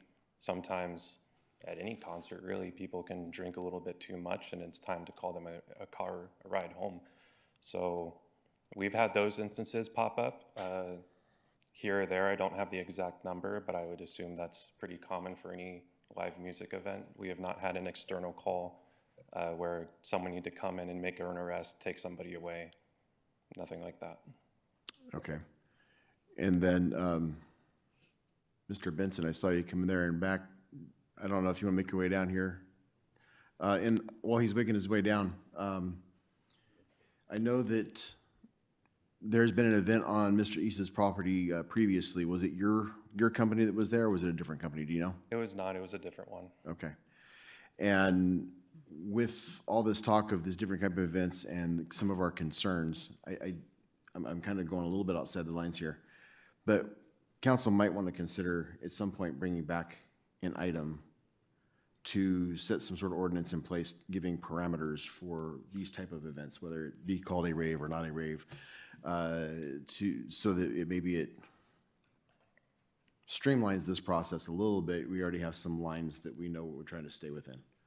So that might be a consideration down the road, that we bring back something for discussion related to what things we want to be in place. Mr. Benson, the captain, I think, gave all the information, but during your research, didn't find any law enforcement agencies or anybody that reported any kind of sexual assaults, batteries, paraphernalia under the influence, crimes of that nature that we would be concerned with? No, I was provided with a list of events that the promoters held before. I did some research. I contacted local law enforcement agencies. It was very difficult to determine exactly. It's the city of Los Angeles. There's 300 calls in one block every out, right? So there was nothing which was geolocated strictly to that event. On the periphery, yes, but there's nothing that I could say tied those calls to this event. Okay. Any of our council members have questions directly to Mr. Benson? Point of clarification. Okay. The event permit itself, sir, indicates forgive me, on the event day, it says the start time would be 12 p.m., so 12 noon, and it will go till midnight. What are we talking about? Will we be going till midnight exactly? That would be the back area of the property with that angled sound we had discussed. The music? Yes. Okay. Thank you. Sure. Okay, if there's any other discussion, I think Councilwoman Woolsey had a motion you wanted to make? Yes, I would like to move that the special event permit application for the Renaissance Campout be approved. So we have a first. I'm having some struggles with this. I wouldn't mind seconding it if we can amend something to that, and that would be that we bring back something in the future to specify exact parameters for raves and these type of events in our community or right outside our community. I can go with that. Mayor, staff has a recommendation for an added condition of approval as well. Okay. I wanted to just make sure that there was clarity that the camping that is offered is going to be subject to the transient occupancy tax of the city of Yucaipa. So that might be something that you want to clarify as a condition of approval for the project. Say that again. So when we have transients staying within the city, typically in hotels or motels, they pay transient occupancy tax to the city of Yucaipa. I'd want to make sure that those who are camping at this event will be paying the transient occupancy tax as well. The easiest way to ensure that is to include it as a condition of approval of the permit. So camping now, if you're camping, you're considered transient? Transient means you're in the city for less than 30 days. You're residing within the city for less than 30 days, correct? And on regular camping events, do we charge that? So that is something that we are going to want to include in our forthcoming special event permit. To my knowledge, we don't have any active campgrounds in the city. We have the Five Winds. Do we have active camping going on there right now? No. Well, but it's there. I mean, it could. And this is one of those issues that we'd like to address. So it's a recommended condition of approval. It's your motion, though, council member. So I don't recommend. have to include it. No, I'm not going to put that in my motion. If you want, I would recommend that if you want to do that, that be addressed. Because it was not included in this proposal or discussed in this proposal, I don't believe that it should be attached to it. But if it's something that you want to work on later for a different, something coming up, I would be acceptable with that, but not with this. So we have a first. I'll second. I have some reservations, but I am trusting our law enforcement and everyone that's done their homework on this. I'm concerned about setting a precedent. That's why I want to bring back some sort of ordinance to address these items for down the road to make it a little more clear on what we allow. So, Okay, point of clarification, Mr. Mayor. yes. Because I want to make an informed decision. When you say you trust our law enforcement, I want to make sure I'm clear. I don't say that I think our deputy sheriffs can handle anything. I think if we say that we're going to host an event larger than Nocturnal Wonderland, our sheriff's deputies will knock it out of the park and there will be peace kept. One deputy, one riot. I'm not concerned with that. So I'm referring to their research. No, and I agree with, and I think, when I look at Sergeant Ford's summary of needs, I agree. I agree with that. I want to make sure that I'm clear in my position is not to contradict yours. I'm certain that we could do this as a city. But whether we could and should are two separate things in my mind. So I don't want to say that we are unable to accommodate or incapable of accommodating this type of event. So that's why I wanted to clarify, because if I understood you correctly, it's that our deputy sheriffs can handle it, and I agree with that. So if that is your motion, I just want to make sure I was understanding where your position was. Now, No, I agree. Our deputies can handle it, and I think they've made, my remarks were more along the lines of their research, looking into it, vetting this. I'm not concerned about our guys not handling it well. I think, I have no question in my mind about that. I am concerned about a precedent being set by us approving it, and that is why, if we approve it, that's why I suggest bringing something back as an ordinance dealing with these type of events, that we can spell out some things, so that we don't maybe have these same type of conversations down the road. We have some clear, definitive lines that we're trying to stay within. I like Councilmember Miller. I have a hard time with the no calls for service, because we know that no matter what, you have something. But again, I think Trevor's done his job. I think Sergeant Ford has done his job. I think they've looked into it, and if they're not finding the information, I mean, granted, maybe where they're getting their information from may be kind of difficult to give it to them, but I think they were as thorough as they possibly can be to get all information that is at their disposal. And based on what they presented to us, facts-wise, I'm trusting their report. But for the future, I don't want a precedent with this for the future. That's why I brought that modified second to our motion. what about campfires? Nothing was brought up on campfires. Are we having campfires there? We're not allowing anything with an open flame whatsoever. Okay. So that includes smoking, that includes campfires, that includes cooking, nothing of that nature. And I agree with you, just because, and this has come up multiple times in our times on council, just because we can do something doesn't always mean that we should do something. So that we may have different opinions on that. No, I just want to, so in the 4.5 years I've been on the council, I don't recall a single time where a community services department has brought forth an agenda item where the recommendation was to deny an application. It's generally, their job is not to deny. That is within our wheelhouse. So I don't think our public safety manager or director of community services or city manager even is going to say, I don't think Yucaipa likes this. Does it fit within our parameters? It does. All right, well, send it to the council, let them decide. That's our job, is to decide that.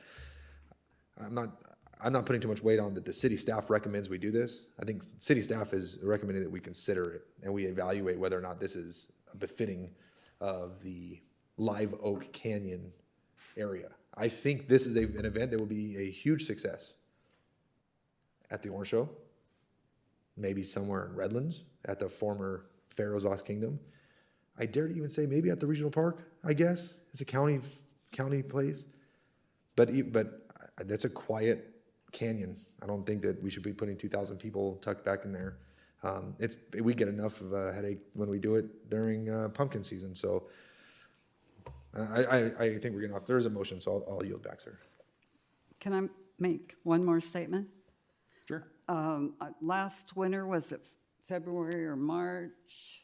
We approved an event at the Pumpkin Patch for 6 different concerts through the year. Now, they haven't taken place. They were canceled for whatever reason, but it's in the same area, Justin. They don't end at midnight, ma'am. Okay. Does your motion still stand? Yes, it does. All right. With my amendment to it, I will second.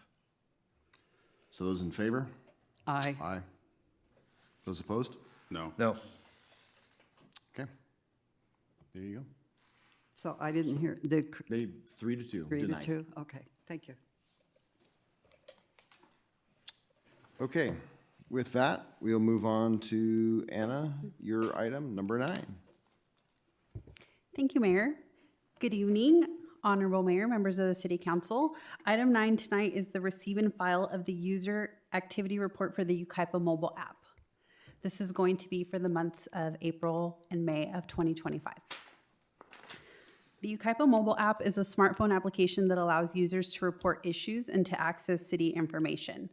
This presentation is something that was initially brought forward to the City Council in March of 2024 and will now be presented on a monthly basis during our discussion items per the request of Mayor Pro Tem Venable. For the month of April, we had 190 monthly users, we had 241 reported issues, and we had our top issue as streets. Roads is the top issue with an overwhelming majority, and we have code enforcement and park issues in a distant second and third. For the month of May, we had 175 monthly users, we had 251 reported issues, and once again, the top issue was streets. Very similar, roads, traffic issues is the majority of the items that get reported, and then we had code enforcement and park issues are in second and third. So very consistent. If you look at the table that is provided in the agenda packet, we regularly see that streets is the top issue. That can include anything from potholes, potholes, illegal dumping, signs, sidewalks. It's a multiple different categories that can be reported under that.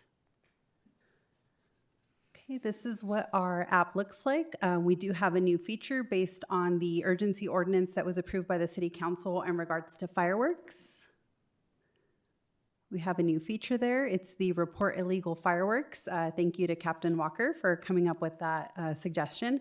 But now our residents can go on to the app and report any illegal usage there.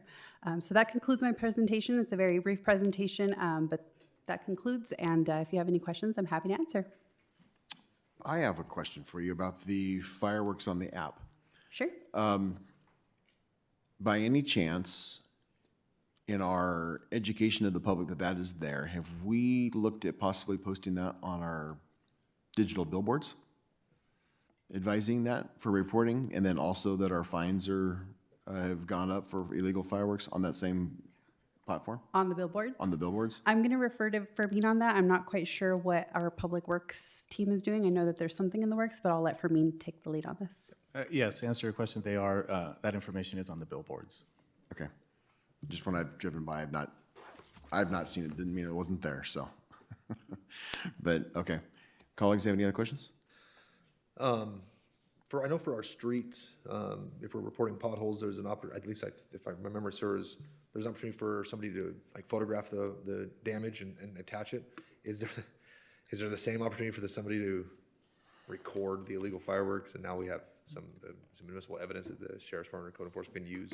Yes, so all the same features that are available for reporting other issues are also available for reporting fireworks. So we do encourage, if the public wants to submit pictures or images of the locations that they think they're coming from, I think that would be helpful to our Sheriff's Department.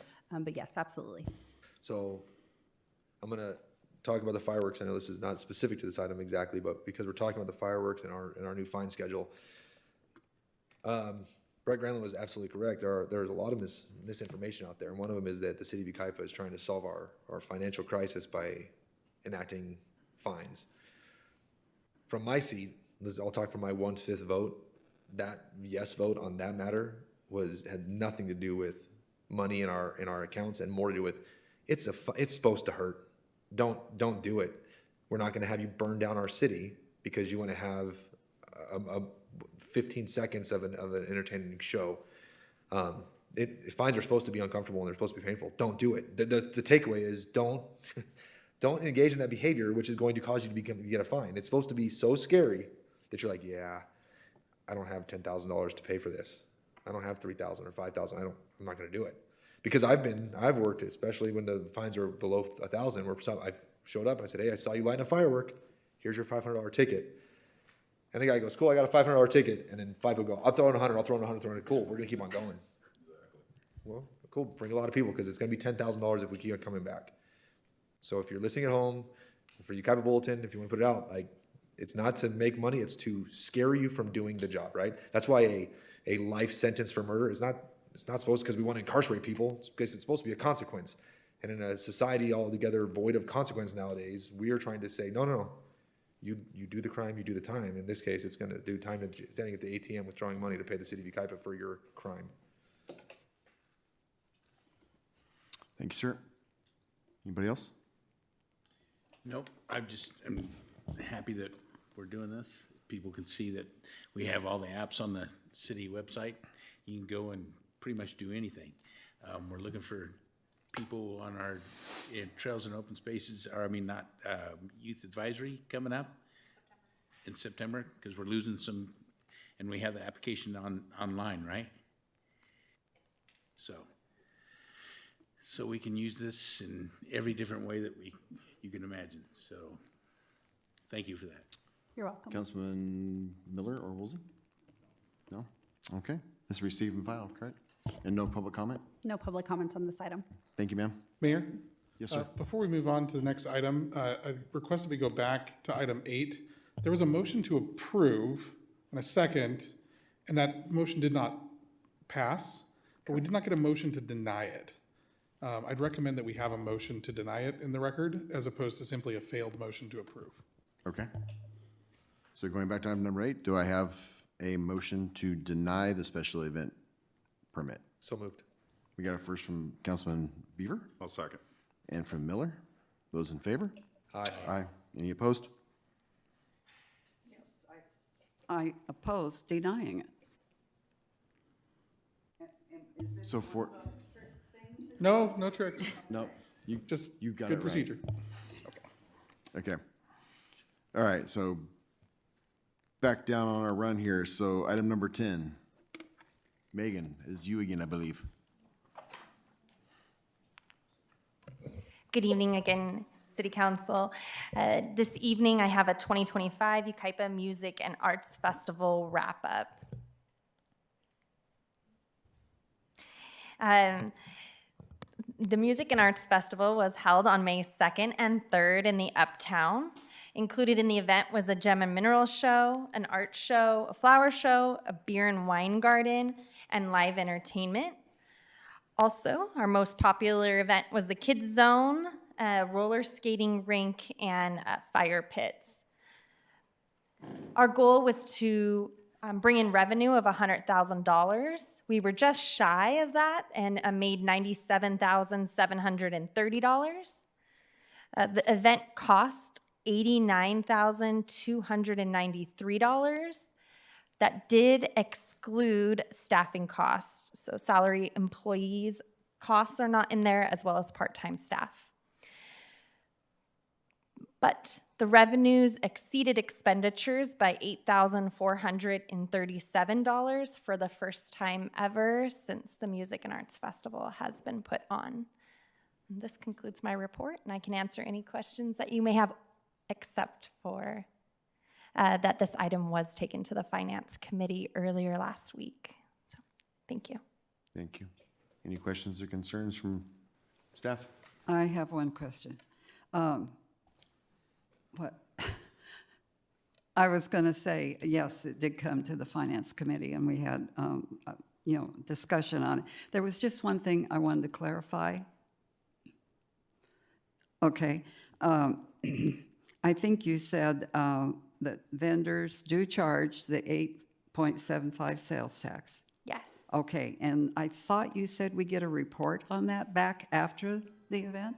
Yes, absolutely. So this is our first Music and Arts Festival where the city is taking the lead on vendors. Reason being is that's one of the largest areas where you can recover some revenue. With that being said, the way that we managed vendors is food vendors had to provide a total sales for the event where we saw their sales tax, what they sold each item, and at the end of the festival, I personally went to each vendor and I got that report so that we could see what was that tax that we're earning, what are they making. You know, a lot of times we don't know. They're really happy one day, the next day they're saying their sales weren't great, but now we have evidence to see was this successful for them or not. And we only did it with food vendors because it was a large task. It did take quite some time to get those reports from them that evening that the festival was over. But if this is something that council wishes to add to the data for the event, we can also include that in merchandise vendors for next year's events. I do think that should be added, yes. If you're going to do it for one, you should do it for them all. Okay. Now, does the money reflect that in your overall? And under vendors, we didn't add sales tax, but we also took a percentage of their sales, which was new. Normally it was a flat rate. Now we do a flat rate plus a percentage of your sales. And do you talk to like Cludes and all the other uptown people that have established places there? Yes. And they double and triple their... I mean, they do very well. I know that Roundabout Suites has told me that they make more at these festivals than they do for months on end. And so they do support them. They're very happy to have them. I know that Cludes was having a transition of leadership. And so they were not expecting the crowd that they did this time. And that's not included in all the... No, it is not. So not in the financial data on the report this evening or on the screen this evening. Yeah, we don't see the end results on the tax revenue that we get from those events as well. So that's one of the things that, I try to make sure that people know that the close, it's $8,000 that we're in the positive, but an overall picture would show a lot better. Am I not right? No, you are right. You are absolutely right. That's data that I think it's called DSL. We can look at a later time, to see the month of May. Did our sales tax grow in those businesses? And we could circle back to the festival. So I just... There you go again. You're amazing. I just wanted to note that, again, there are costs associated with staff. So the revenue exceeded expenditures, but all of our expenditures, such as staff, aren't included in that report. Yeah, but the revenue comes up in the city as well, too. So we have to remember that. Thank you. Just for clarification, each DL gives us a quarterly report, but we can't have them drill down to a specific event to give you a quantitative That's exact understandable. amount, but we have that's about as lucky as we can do. Yeah, but you Quarter can after show, quarter. it shows during the events, those, they're a little bit higher, right? So the reports that we get are cumulative monthlies, and so we don't, we'll see perhaps a small spike for the month, but we won't see it, it won't be broken out by day, so. I understand that. But we will see if it's an event that results in a significant bump in sales, we will see a spike for that month, but we can attribute that to the event. And maybe I did misspeak. There is a software, I'm forgetting the name of it right now. It's very expensive. We haven't purchased it, but it is a software that pings your cell phone to the location, so you can narrow it down to that event. And we did get a report when they were doing a sales pitch for us that shows the number of people, and then we can, show that they went to Cludes and then they went to the Performing Arts Center, and so we can get that kind of data. Thank you very much. Any other comments? Good. Yeah, Megan, I just want to, thanks for the wrap up, but excellent job again.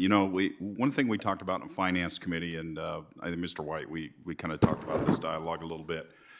Thank you on the revenue recovery, that's great, but that's not always a singular focus. We had a dialogue about what's public benefit versus financial recovery sometimes. And the YPAC up there and the beautiful event we put on it's of value. We got that beautiful facility, and we're always trying to weigh public benefit versus revenue recovery.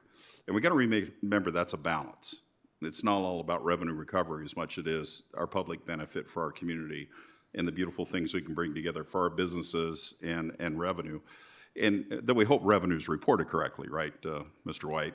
And as we look at that, we have HDL report. I was going to mention that, Ms. Crawford did, but there is ways to enhance that to make sure our businesses are recouping some of that. That's reported accurately. Did I say that twice? And we hope that whole area up there, when we have them events, thrive, and I'm sure they do. I mean, if you go around, you can see, and you got families, and they're going to the businesses, and they're happy. But the event itself is great. and it went over very well. And them are the things we need to do for our community. We have that beautiful center up there that was built in a perfect part of the town, in the uptown, which is just a great place to have things. And Mr. White, maybe you can comment on, we talked about this in Finance Committee for about 15 minutes of trying to balance public benefit versus revenue retrieval, basically, recovery. Yes, sir, we did. The idea with any community services, it's really tough to make those things pencil financially, but they add a lot to the value of community. To add, just it makes Yucaipa, having that spot up there. And so while it's tough to say, hey, were we $8,000 in the good? When I looked at Megan, and there's things that we don't account for with that. It's tough to say, here's the sales tax for that day. It's tough to account for all of that, but what we know, big picture, is it either penciled or got really close to penciling, and it was an awesome event, and it added a lot to the community. So that was the idea of, hey, if it's a net zero or slightly better than that, and we got the value of that event and added to the community, it's a massive W for our community. And that's the stuff we should be doing, you know, thank you for the work you guys do, and the hard work by our staff up there. I mean, you got your families up there working on this stuff behind the scenes that people don't even know. Your kids, your wives, your family, your kid running around helping with everything. That people don't realize how hard our staffs work behind the scenes. And, you know, then we show up and, you know, throw some footballs off the stage or something. But we really appreciate what you guys do behind the scenes. And obviously this year you made the numbers work. You guys are doing a great job, and thank you for your teamwork on that event. Just for the record, I didn't get to throw this year, so. Next year, Chris, we'll make sure. So this is a first off, Megan, thank you very much. Your team did a great job. This is a receive and file, but we still need to vote on this? I think we're okay. I'm sorry? I think we're okay without it. Okay. So with that, then, we will move on to item number 11, Mr. Phil White. Thank you, Mayor, Mayor Pro Tem, members of City Council. We are excited to start the strategic planning process. It's going to be very useful to the community. It's going to be useful to the City Council, and it's certainly going to be helpful to staff. We're progressing using the hybrid approach that's directed by City Council at a previous meeting. Under that approach, it's going to require regular check-ins such as this, just to make sure that we're staying true to our target, staying on the right track. As we go through this process, we don't know the outcome. We don't know exactly where it's going to lead. We're going to have to pivot as we go through it. And so any of these check-ins, it's a great time to pivot, provide suggestions from council, and staff is absolutely able to adjust and go a different direction as we go through this process. But we're excited to kick it off. It's a long process, up to a year. Once we have a strategic plan, it's going to shape our budget. Our fiscal year 27 budget starts in the November time period. So I know we just adopted 26. It's a long process to get it adopted. We're going to kick off 27 in November. So we got to go. We got to go with this process because we're hoping that what we get out of this process shapes the upcoming budget. Not only do we have to go, but we also, sorry, let me start over with that one. It's important that we get it right. And so we'll be coming to City Council with updates as we go. But it's important that we get this right as we have those adjustments. Staff is ready to adjust as we move. Like I said, it takes the better part of a year, but we're kicking it off now. And so with that, as we adjust, we're going to do that on the fly. We're not going to get it right. The result's not going to be perfect. It's a process that results in a perfect process for that moment. But as we move forward, we're going to adjust and keep moving, do our lessons learned after every process, and keep adjusting. But we're excited to get this whole thing started. So with that, what you can expect first is a goal-setting exercise. We're all familiar with this list. We've seen it a lot. These are the 5 council-directed priorities for the 2025 calendar year. All of these are important. But this is what council has said, hey, in 2025, in our calendar year, this is what we want to achieve. An interesting perspective with this, as we've been talking with consultants, was they were asking things like, what's the size of your budget? How does that relate to council goals? As I was considering that, I went through this list and I said, okay, number one, a balanced budget, that's a zero. We don't spend any money on that. Establishing a strategic plan, rough estimates that I provided earlier were $100,000. The establishment of a long-term financial plan is included, as I mentioned, in the strategic plan, so it's part of that $100,000. Enhancing emergency preparedness and management capabilities. We've had an item that we're procuring now with the generator, and that was roughly $200,000, a little less. And then the continuance to enhance transparency and communications, that's also a zero. And so you add all those up, and we're looking at, on the high side, $300,000 related to council goals. And when you consider our annual budget including capital, we're at $100 million. And so saying our council has goals that translate into $300,000 of spending that's controlling a $100 million budget spending annually, we want to make sure that we're aligned correctly with council goals and what we're doing throughout this process. So it was just an interesting perspective. The other interesting thing as I was talking with consultants was, hey, based on what you're telling me, this is what they were saying to me, based on what you're telling me, we're hearing a lot about public safety. I said, yeah, our council is prioritizing public safety. They said, where does that show up on council goals? And so I'm going through these going, well, it's sort of not on this one, but typically it would show up. And so we really want to look at these council goals and align them with what we're doing operationally. So with that, the kickoff process for the strategic plan is to ensure that we are aligned with our goals, to make sure that those goals are tied right into and aligned with our operations. So in order to get that information, what council can expect is one-on-ones with each council member, perhaps one-on-ones with key staff, perhaps one-on-ones with key members of the community, to make sure that not necessarily council annual goals, but our goals in general are aligned with what we're going for in the process. That's going to be I mentioned it's the prelude to the strategic plan. That's really, we want to make sure that we take our first step in the right direction. And before we take that first step, we need to make sure that we are aligned with our goals. So that's the first thing that you can expect. And we're going to kick off that process next month. All right. After that process, we're going to establish focus areas. These focus areas are I guess, upcoming future challenges that I see as I'm looking at the things that are in the queue, upcoming in upcoming fiscal years. This list is not all-inclusive. It's to be updated as we go through it.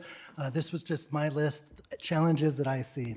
As we go through these things, police, we talk about public safety contracts, the increases on that, that's always it's where we spend most of our money. It's a big part of the challenge going forward. Fire protection, we have an item later tonight on the contract and the changes in the upcoming contracts. Always an issue with that. Same with paramedic services. We've had a paramedic crew, a squad, on the ask list for many years, and providing that service and funding that service is something that we need to consider and overcome that challenge as well. All of these are individually challenges that are upcoming. That's not an all-inclusive list. Some of these could come off, others could be added. This is just our starting point for these focus areas. One thing to mention is as a community, all of these things that we identify as focus areas, they all fit into our future plan. It's not a prioritization of, hey, which 7 of these do we want? Scrap the other 5. All of these fit. If we add more, we can make them all fit. It's just a matter of how we fit these puzzle pieces together. We can get there. It's just going to take some work to balance it all out. Not only do they all fit, but they are all interconnected. A lot of these relate to each other. Public safety relates to recreational opportunities and entertainment opportunities. They correlate to each other. Maintenance of infrastructure correlates with economic development and development in general. All of these focus areas, they should be considered in combination to achieve the best result. So we don't look at these in silos. We're looking at all of these as individually, because the challenges are individual, but how they work together and how to provide the best plan for the community moving forward. To bring that into a real life example, we can talk about freeway corridor. That's come up a couple of times already tonight. It's a big topic in the community. This is a bird's eye view from 2014 of the freeway corridor. Long before, the reason it's 2014 is on my Near Maps account. That's the furthest back I could go, so I pulled it from September 2014. But long before 2014, the corridor was identified as the key development opportunity in Yucaipa. The future development was leveraged to fund infrastructure improvement. And what I mean by that is we've heard about the DIF program and the deficits in that DIF program. The DIF program is going to repay its loan from the general fund when future development arrives in Yucaipa. That future development, for a long time, I believe since the 90s, has been freeway corridor. That's the big key, is freeway corridor development funds the long time, over 30 years of the strategy in Yucaipa to fund, that we pay our way with infrastructure. It's based on the model of using the DIF program. That DIF program is negative, borrows money from the general fund. Future development replenishes that loan. The freeway corridor is that future development. So it's a big piece of the long history of Yucaipa.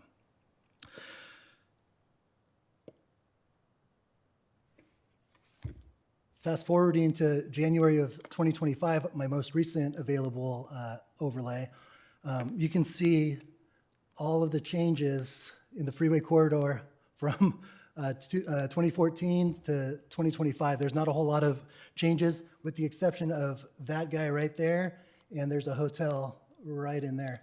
But other than that, it looks very familiar or very similar to 2014. And you can tell based on what's there now, before 2014, the map looked awfully similar too. That's the water treatment plant right there. So not much has changed, which means going back to the model of the DIF funding, the payback of the loans is still tied to future development. The infrastructure that was paid for using tapping into that future development is citywide. So it's things like the Wilson Creek drainage improvements, Wildwood Creek drainage improvements, the Live Oak interchange, the YPAC City Hall, Fire Station 3, the list goes on and on. All of the items in our DIF program tapped into future development, and this is again the future development that pays for all of that stuff. Just as an asterisk on that, all of that citywide infrastructure is built and paid for, but there are projects that are still ongoing, like Wilson 3, some that are still in process, but city does not have any external debt. It's internal borrowing from the general fund. All right, so then as we look at this as part of as the drill into the strategic plan, we consider, okay, do we want to go forward with the development in the freeway corridor or do we not? If we say, no, we want to change what we've been doing the last 32 years and not go forward with the development in the freeway corridor, then we say, okay, now how are we going to deal with the $20 million that's owed from the DIF program to the general fund, because that future development is not going to happen. If we say, no, we want to stay the course and complete that strategy and develop the freeway corridor, then all of these things, all these focus areas, all come into play specifically within this area. And so we got to worry about how do we pay for the police, the increase in policing that's going to be necessary, fire protection. We go down the list. All of those things are going to come into play. In my opinion, if we were to go down that route, the trigger to jumpstart the development in the freeway corridor is this guy right here, the infrastructure within the freeway corridor. The infrastructure, the reason the maps look very similar is because it's very, very, very expensive to be the first thing in the freeway corridor because the infrastructure is not there. And the first one in, there's a heavy lift to get it built. So going forward if we were to move forward with the freeway corridor and we wanted to follow the strategy that we've had for over 30 years, we want to consider what's the most palatable ways to bring in the infrastructure. And one of the least palatable ways is to pay for it ourselves. One of the most palatable ways would be to use other people's money, have developers come in and say, hey, we'll bring in a project and condition them for that project to bring in infrastructure. So following along with that, the option on the table right now is the warehouses. We've talked a lot about the warehouses. We've heard a lot of public participation and community outreach on the warehouses on both sides. So you have a very tough choices coming up, but the idea is for 30 plus years, the strategy was development here, and now we're at the point of, is the development going to happen? If it doesn't, we can do either one. We can pivot and do either one. If it's a no, then we got to worry about the $20 million that's left on the interfund borrowing. If it's a yes, then it's how do we execute a plan to get the development done? And so as we go through these processes and say, okay, if we're looking for other people's money to bring in the infrastructure and warehouses is on the table to do that, then we look at, staff is always looking to make the best deal possible to make the win the biggest for the community as we can. And so as we look at specific projects and the benefits that come along with certain projects, we're always looking to sweeten the deal to say, okay, if this component of this project plays out, how can we get the community another win by adding on to whatever's coming our way. So staff is always doing that with every project that comes up. But the big question for the council is, do we follow the plan that the strategy that's been in place for over 30 years, or do we pivot and find alternative ways to fund what had always been the plan? That's one specific area of Yucaipa. Yucaipa is a big place, sort of a big place. And so as we zoom back out to the 50,000 foot level, again, we can do all of these things throughout the community, not only in specific areas of the community, but citywide. We can achieve all of these things with the help of the strategic plan. We don't know, again, what all the answers are. We don't know what the outcomes are, but we do know the process for getting there, and that's going to be a lot of work from the city council. They're going to provide, both individually and together as a group, provide direction and goals and objectives as we go through this process. Staff also is, in my opinion, a very talented staff that's working for the city manager and trying to get the biggest win for the city based on council direction. But in my estimation, the biggest opportunity for this is really the community. The community voice really needs to be heard, and the participation from the community is really going to result in the best outcome for the strategic plan. And so in order to get the most participation from the community and using that hybrid approach, what the city is going to do is use a facilitator to help get the community information out, help make sure that we're aligned with our goals as we're moving towards this, and really keep us on track as we go through this process. Using the hybrid approach is going to result in cost savings. So I know earlier I had mentioned $100,000. Using this hybrid approach, we think that we're going to be significantly less than the $100,000. And so as we go through this process, I did want to highlight that we will be following our procurement or council-adopted procurement guidelines for procuring facilitators and going through that process. But in our estimation at this point, we're going to be significantly less than the number that I suggested previously. As far as the process timeline, we're chomping at the bit. We're ready to go. So we're going to go ahead and kick this off and start with the goal-setting process. We want to incorporate the strategy into the fiscal year 27 budget, and budget adoption happens in June. And so By this time next year, we want to have a complete process, and we are on track to do that. These processes can take up to a year, so we got to go, but we want to do this right. We've got enough time to do it right, and we are on track. This item is a receive and file, but staff is available for questions and comments. Colleagues have any questions or concerns, comments? Good presentation, Phil. Something that the council asked of staff at the beginning of this year was to plan, to put on paper something that we can use as a roadmap to guide us through. And truly, I think it should be something that is a 5, a 10, a 20-year plan, so we can know, this council and council of the future can play the game of chess with our city, looking at the full board, making decisions, and if we move this pawn or we move this rook, how is that going to affect the game further down the line? It's difficult to do anything, even in your private life, one step at a time without really advanced planning, let alone governing a community that we all love. With that said, the freeway corridor specific plan is something that we've talked about for the 4.5 years I've been on council, but specifically we've had a lot of attention on it recently. And we've had a lot of conversation about the indirect community benefit, and that is the financial benefit to continue funding the city. The public safety that we all like, we all love, the roads that are maintained to the standard that we feel is appropriate, the community services, everything that we know about the city government of Yucaipa is dependent on continued revenue. What we haven't spoke about, and what I'd like to have included, at least from my seat, in the specific plan, the strategic plan, rather. Man, we have so many plans. All right. And the strategic plan is a more direct benefit. What can the freeway corridor have a direct benefit to the community? I'd like to see a cost-neutral community benefit, okay?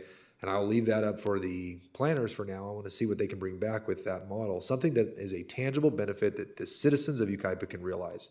We've heard from Pacific Industrial what their benefit is. We've heard from the Robinsons, from the Pumpkin Patch. We've heard from all the stakeholders, a lot of whom don't live in the city of Yucaipa. What their benefit is, we know what the government's financial benefit is to development revenue, to continue funding the way of life that we have come to enjoy. With that said, I'm not just some elected official. I live here. I raise my family here. And I know my neighbors want to know, what, aside from a development near the freeway, what's in it for me? I get that it's going to fund the 911. I get that. But there has to be, and I want to hear it. What is the community benefit, a direct community benefit that we can come up with? There's space in that strategic plan that has been identified as something that something needs to be done with it.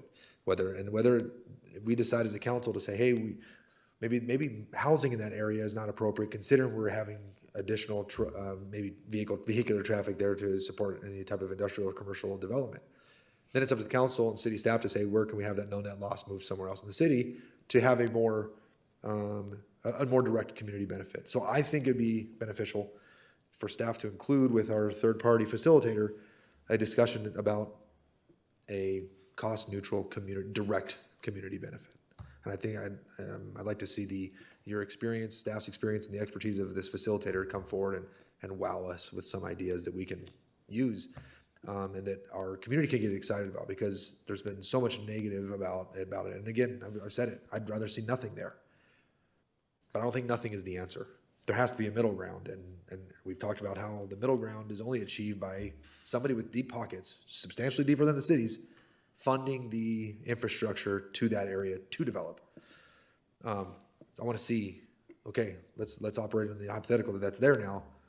What can be the benefit? We know what has been proposed, but what else? Show me. And give me some conceptuals. Give me some artistic renderings of what can be there. How can we get excited about? That's part of our community, albeit probably the busiest part of the community with the Interstate 10 Christopher Columbus Interstate Freeway. But what else?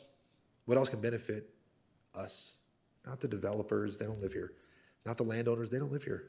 They bought that land generations ago, and they're trying to develop it. There has to be a direct benefit to the city of Yucaipa. We know the indirect. I want to see the direct. Mayor Pro Tem, you have anything? Councilman Miller? Yeah, thank you for bringing this forward. I know it's a receive and file, but I think the most important thing, especially with the facilitator we'll use and why it's important, is the community input. I mean, we put the squares up there of what we've really seen through surveying and definitely the feedback we've got from the community. But what I think is important about the third party is they won't feel it's staff directed or council directed. It's a third party facilitator that will talk directly to the community and what their wills and what they feel is important. It may change the matrix a little bit of what's the most important. We think we know, but maybe we don't. Maybe we'll hear from folks that'll say, actually, no, this is what we think is more important. Then, therefore, you can set the strategic plan behind that and set the financing behind that. And then that's really what we're trying to do. The community is a big piece in this because we've heard that. Transparency is one of our goals. And let's make sure we're including the community. And I think that third party, facilitator is the key to doing that. There'll be trust in that system that it isn't driven by us. It's the staff or council. It's really driven by the community, and they can feel a part of it, and they're helping us with it, and they're engaged, and they feel like they're making it happen also. That's the key to doing it. That's why the right facilitator, though we're using a hybrid system, will have experience doing that, and they know how to do that and to get to the right feel for us so we can make decisions on how we can move forward for everyone. So we won't always agree on everything. There'll be pluses and minuses on certain issues, but I think once we get the basics of what the community really sees for our 54,000 plus residents, what they see the future, then we just plan for it 5, 10, 15 years out, and then we just stick to it. That's the plan. Thank you. Thank you, sir. Councilwoman Woolsey. Madam Clerk, we have a comment? Yes, one comment by row.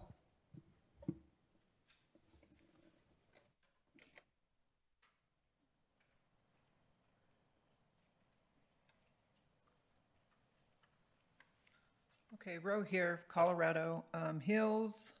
Real quick, I wanted to just talk about the freeway corridor specific plan. This is obviously the whole development that's going to supposedly fund our future, and we need to stay consistent with the general plan. So it came down in '08 was the freeway corridor specific plan.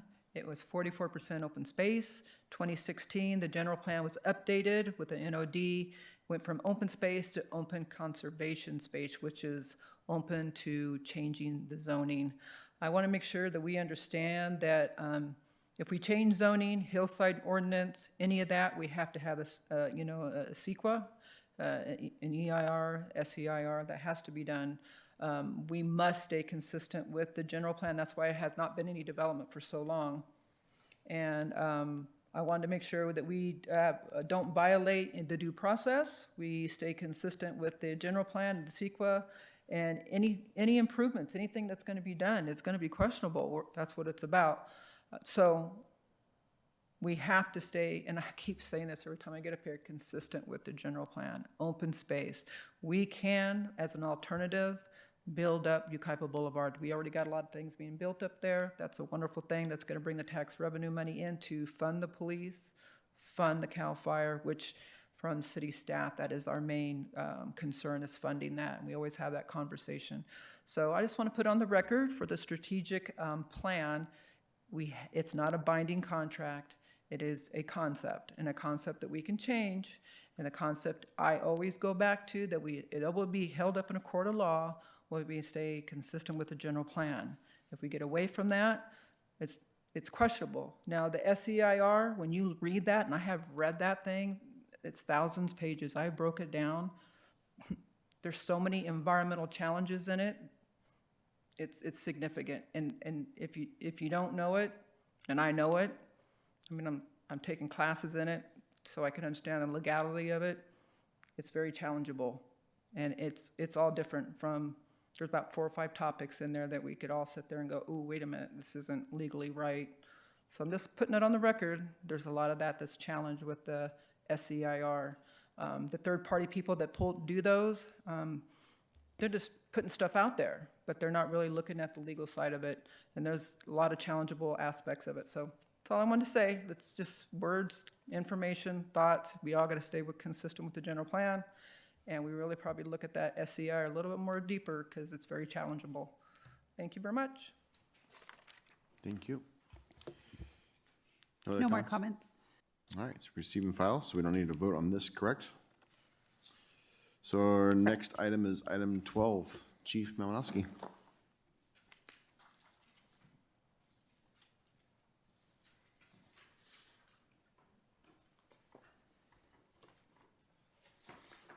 Mayor and council, evening again. All right, so before you all have the CAL FIRE Schedule A agreement. So the city assumed fire services in 1999 from the county service area 38, and we've continuously provided those fire protection and paramedic services through CAL FIRE through Schedule A contracts. Our current contract ends next week. June 30th, 2025, and the proposed contract would be from July 1st, 2025 to June 30th of 2030. So as far as the contract itself, the language remains very similar, pretty much the same. There's some small PRA language update. There is a CAL FIRE 3.0 staffing mandate, and I'm going to explain that to you. We had gone through, and the department advised the city right around 2020, when we were getting all these major campaign fires, that there was most likely going to be a staffing increase. And then 2 years ago, we officially notified the city this was going into effect. So we've known for some time. We have taken it through Finance Committee twice, so we had to take this year's adopted budget because it was going to be pursuant to this agreement. And then we took the full contract last Monday to Finance Committee, and that was approved. It's also been reviewed by our risk management company and our legal staff. So we're talking about a 3.0 staffing change. So what that does is it changes the work week for the employee. It's not going to change our daily staffing. So basically it makes a third platoon. Right now we cover the city with 2.33 staffing. So what that does is if you take, and it's industry standard everywhere, it's actually firefighters are exempt from FLSA. They work a 56-hour work week instead of a 40-hour work week on regular time. So that's so you can have 3 platoons can cover an entire month without creating any overtime, minus leave and all that stuff. So what we were doing was covering it with 2 1/3 employee and then doing forced overtime, which ends up being like 56 days citywide of forced overtime a month to cover those holes. Because for public safety, it's cheaper to have overtime than it actually is an employee. It's time plus benefits is more costly than time and a half. And that was with all ranks. So we're still going to provide the same amount of staffing, so we're not adding necessarily, if you will, more people. We are adding more people, but we're converting those forced overtime days into a full-time employee instead of an overtime employee. So we're already staffing that day as it is. And you're going to see in the Schedule A, it's going to read like a car contract, so you're going to be like, whoa, $55 million. That's not, it's going to reflect a fully burdened top step staffing day one of the contract, and that's never how the Schedule A has worked ever. So what that is like this is the maximum possible. So this will be a phased-in approach, and I'll show you that here, but it also shows top step. We don't have 30-year employees in every step with full longevity.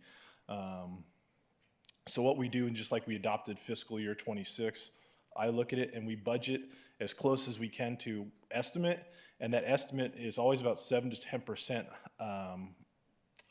higher than actuals. So when we finish this year, and our actuals right now are going to be about 10% lower than our budget, but that's about as close to the bandwidth as we can get it, just in case we kind of have an off year, we don't get a lot of overtime offset from the state. That's kind of the comfortable range, is that 7 to 10%. So unlike other contracts too, let me go back here.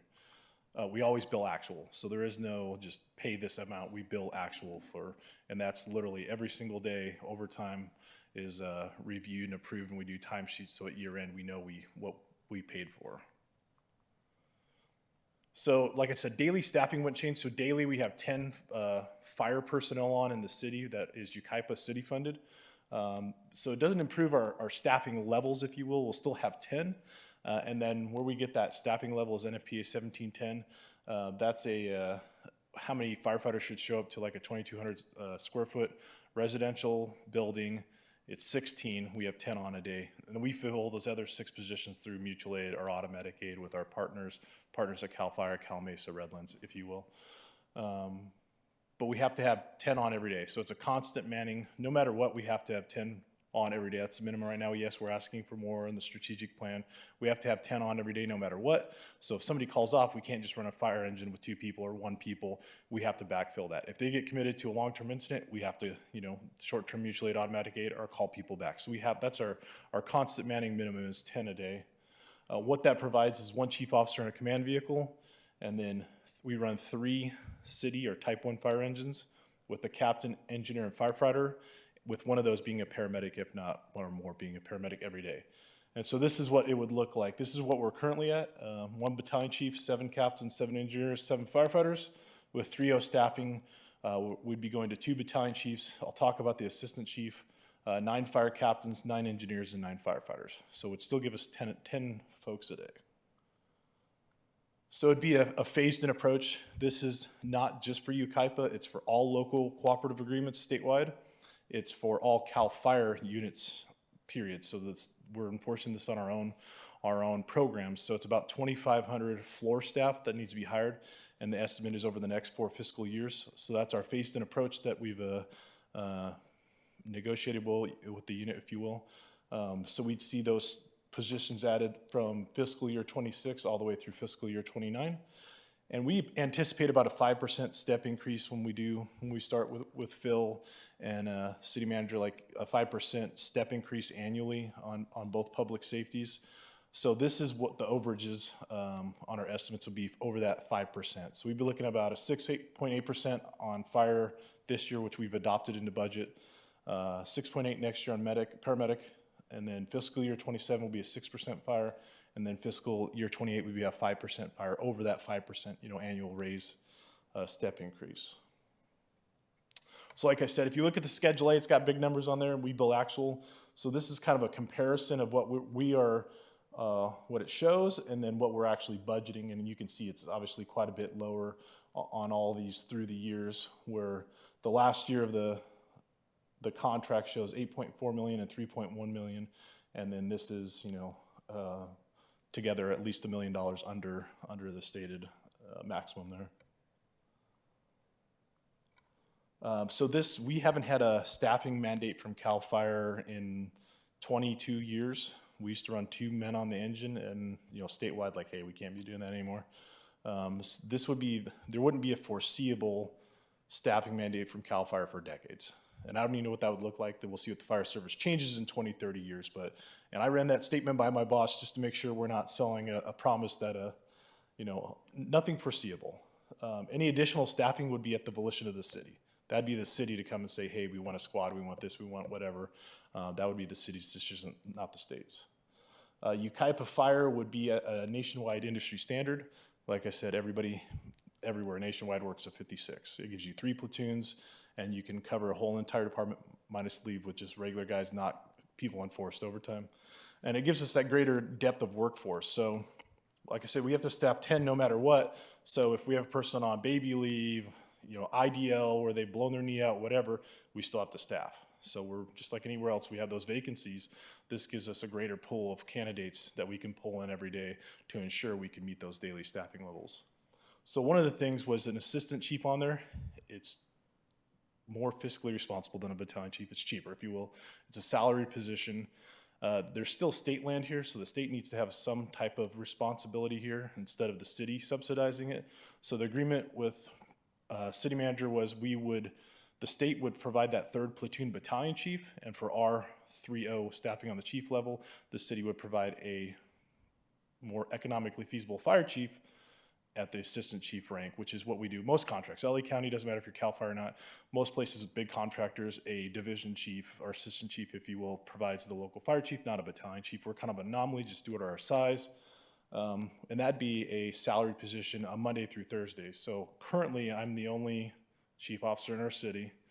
If I work Friday, Saturday, Sunday, because I work shift work, like some of you guys, I work shift work. So if I work Friday, Saturday, Sunday, Monday through Thursday are admin days. So it's mostly 7 days a week. Anyways, but just saying this would appropriately set us up to have an actual, proper fire department, if you will. Oops. And I know that was a lot of stuff I threw at you and talked real fast, but see if you have any questions.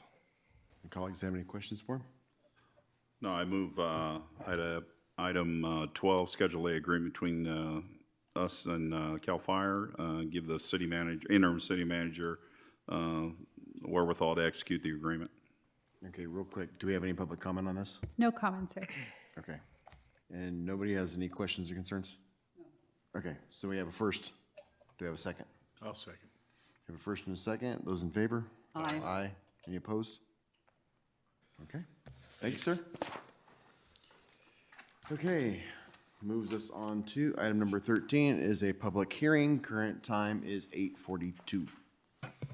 Good evening again, Mayor and Council. The Community Services Department reviews their fees each year to ensure that we are covering our costs of the program, as well as similar to Councilmember Miller's comment earlier this evening, weighing the community benefit.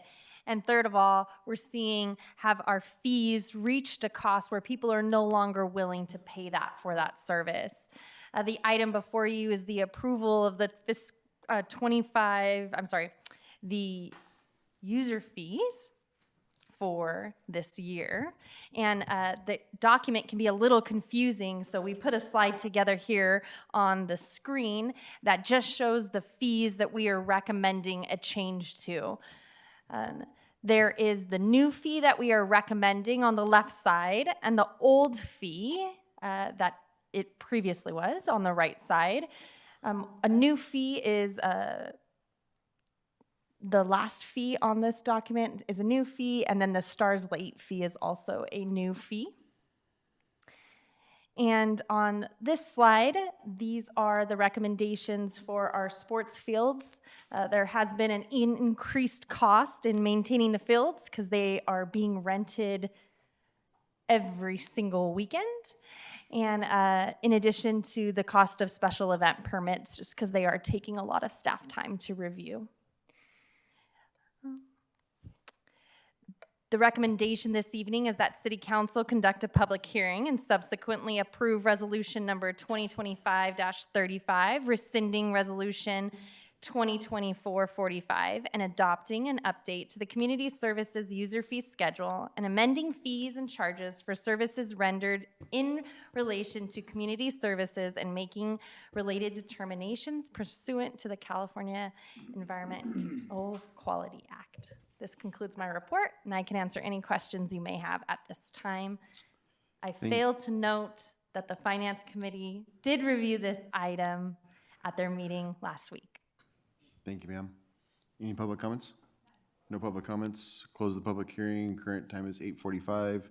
Any questions or comments for staff? Oh, one question, real quick. Under the Five Winds campsite, Yes, how often is that actually rented? not very often.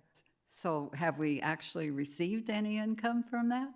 We have received income from the rental of the Five Winds campsite, but it is not rented very often. Okay, thank you. Any other discussion, comments, concerns, questions? I'd like to, I want to thank you guys for increasing the maintenance of our sports fields. I know it's important that we do that, especially considering we're charging more and we're doing the pay to play, as it were. And that it was met with some resistance from friends of mine in the community who didn't like it. After I explained that, there were teams or leagues capitalizing on just a mass, we're taking them all, and then really there was nothing left. And then we find out that some of these leagues weren't even using them. They just wanted to have them reserved for their benefit whenever they wanted it. It made more sense that you can reserve every day. You got to pay for it. It's like, oh, okay, I'll just pay for what I use then. It makes more sense, right? But the optics were that we're charging a lot more money. Well, then we had a gentleman who I went to school with came and spoke at that very podium and said, "You're taking the money. What are you doing with it?" Right? So be prepared to, I would say, answer that as we should we approve these.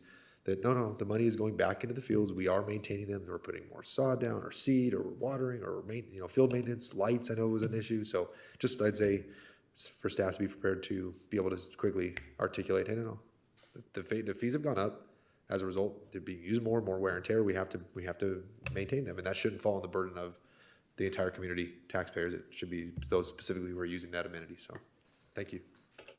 And thank you for that comment. I do want to say if you drive down Chapman Heights Road and make your way to Sand Canyon on the left-hand side, you'll see 13th Street Sports Complex closed because they are reseeding and doing some much-needed maintenance to that complex. So thank you for that. Thank you, ma'am. Any other questions, comments? Councilman Miller, I think you made a first motion, correct? I haven't, but I will. Oh, I thought you did. I'll Oh, make my a bad. Okay. motion to accept it or move forward. Do I have a second? So seconded. Okay, and this is a roll call vote. Madam Clerk? Councilmember Bieber, Yes. Councilmember Miller, Yes. Councilmember Woolsey, Yes. Mayor Pro Tem Venable, Yes. Mayor Thorpe. Yes. Motion carried. Thank you, ma'am. Okay, that moves us to council member comments and reports. I got a couple things real quick. I mentioned it earlier related to the raves and the events. I would like to see something come back in the future about some sort of ordinance related to those type of events and maybe some parameters that we can get in place to help with the decision-making and keeping us kind of on a certain track if we can. The other thing is that this has happened previously in a different council, and I've seen a lot of comments about it, and there wasn't an appetite for it at the time, but there was a desire at one point in time where someone brought forward to have a moratorium on car washes. And we are seeing more and more, and if little birdie is correct that told me, it sounds like there may be more in the pipeline as well, and I think I've seen some comments and whatnot online about people are getting kind of fed up with car washes. So if council has an appetite to maybe revisit that topic about possibly a moratorium on car washes and the amount of car washes that are in place, I would be open to bringing that back for another discussion. Is there any support for that? I would like to see a moratorium, at least a discussion from our city attorney's office relative to the legalities thereof, and not just car washes. I think car washes and gas stations in geographical areas where they're just saturated versus the 7-Eleven near Oakland and Bryant. There's not a car wash, or rather a gas station near there. It's appropriate. But when you're talking about putting another maybe gas station at the bottom of the boulevard where it's saturated, it seems like maybe there could be better use of our. So I would love to see that come back so we can have a discussion on the matter and have some legal discussions, please. Okay.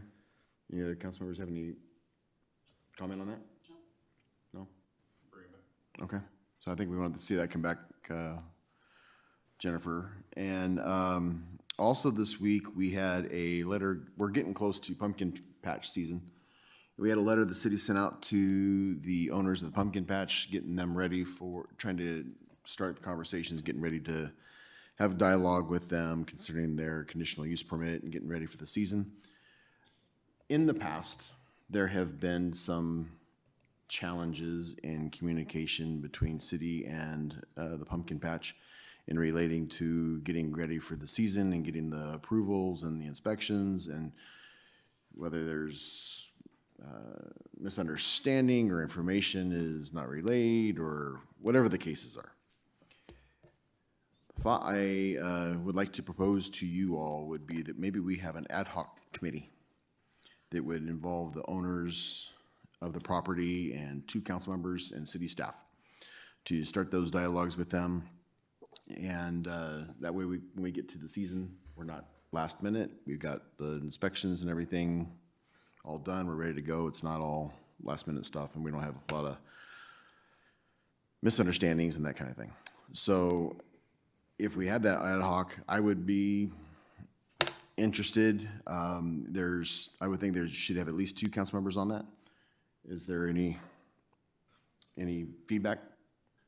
I would like to. I think it's an important amenity in our community. I think people love it. They come from far and wide in support of it. I think it's something that needs to make sure we have our structured, but it's something that the city should be supportive of and helping build. And I'd like to be part of that. Yeah, as a temporary ad hoc as we get closer to the season, and hopefully it's something that we can establish the guidelines now so that need for an ad hoc in future years is not needed. Yeah, I'll make sure we keep our partnership with them and good communications and working together well and whatnot. So any other comments from anybody? No, I'd support the mayor and Councilman Bieber to be the ad hoc. Okay. And the name of this ad hoc committee, just the Pumpkin Patch Ad Hoc Committee, or? It's the Great Pumpkin, Charlie Brown. I kid. I kid. The Pumpkin Patch Ad Hoc, I guess, I don't know, whatever you deem the appropriate name for that. Got it, thank you. Probably not using Charlie Brown, we might get in trouble using that. Probably Charles some Schultz rights might have an issue associated with with that. that. We talked about the app earlier and making sure we get that publicized and our fines and whatnot out there and using the bulletin board, not bulletin board. What's that thing called? Billboard. Billboard, there we go. Bulletin boards in a room. What about signboards, message signboards, like construction signs? Do we have any of those available at our disposal that we might be able to put around town talking about the fees and the fines? I always want to say fees. Fines related to fireworks?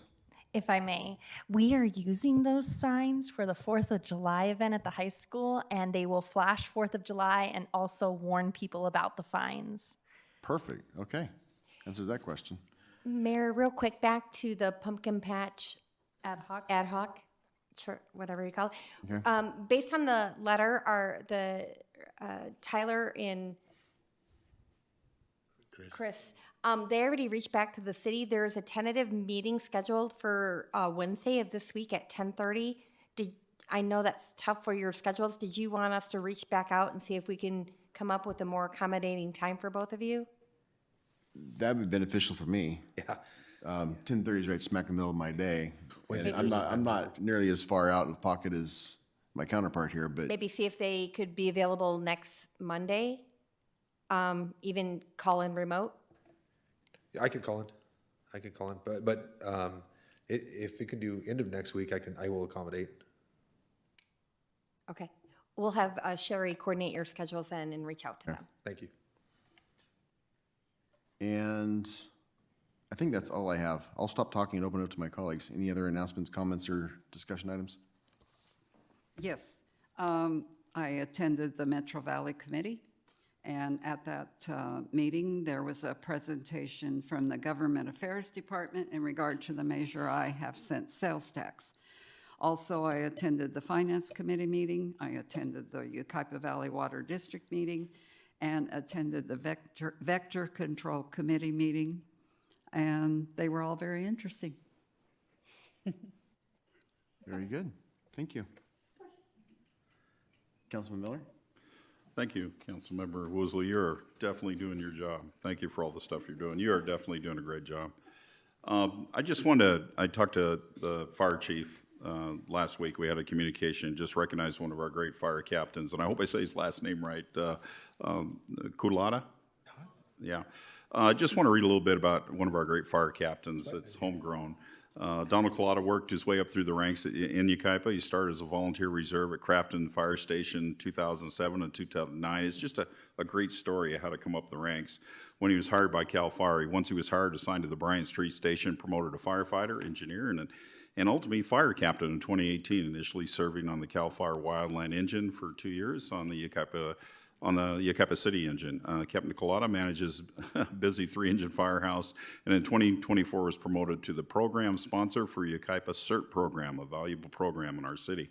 When it was realigned to the fire department function, he has since grown the CERT program with a much greater community involvement. And thank you, Captain, for doing that. Captain Collada has also obtained his California State Fire Marshal lead instructor and Control 3 training burn instructor, so he's doing a lot. He's crucial to the training of the next generation of our staff. Captain Collada is a lifelong Yucaipa resident. He graduated from Yucaipa High School and attended Crafton Hills, where he completed Fire Academy 65 and Fire Technology. Captain Collada raised his children and family here in our beautiful city. Donna is a great example and an asset to our city of Yucaipa and the Yucaipa Fire Department. So Donna, I just want to thank you for you just came up the right way and you're homegrown. So this is what you're looking for. This is the model. So thank you, Captain, for the great job you're doing at our fire department, and glad to highlight you. Thank you, sir. I had 2 other things. Do you have something? Okay, 2 other things real quick, sorry. With the enforcement of the fireworks, someone brought it up earlier. They weren't sure how we were going to enforce it, so we do have additional deputies, code enforcement, and fire department out to help with the enforcement of the fireworks, illegal fireworks and the new fines. You have more to add? Sure.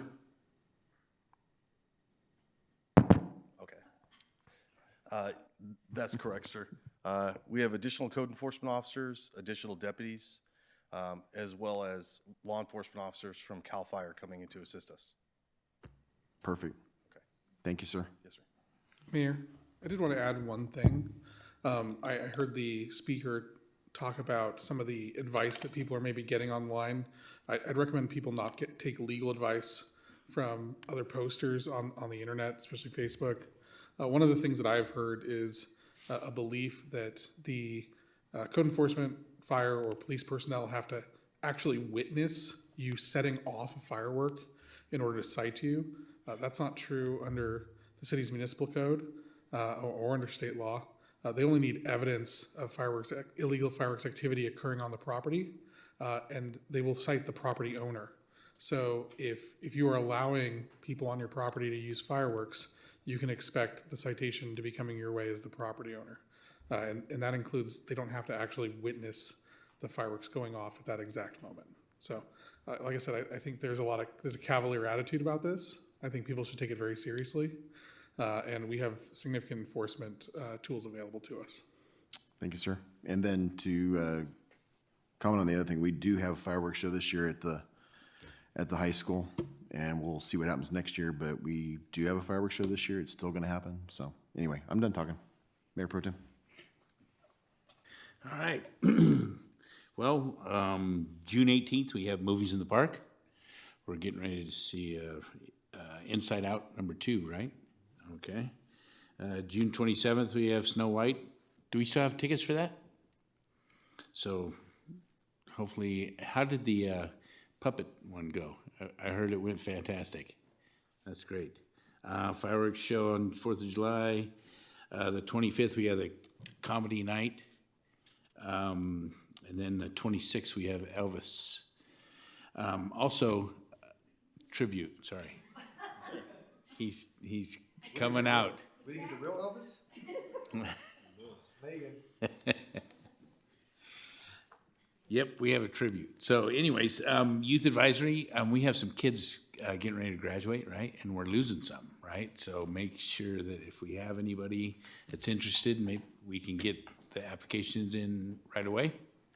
Also, Park and Recreation, we need a youth commissioner on that still. The old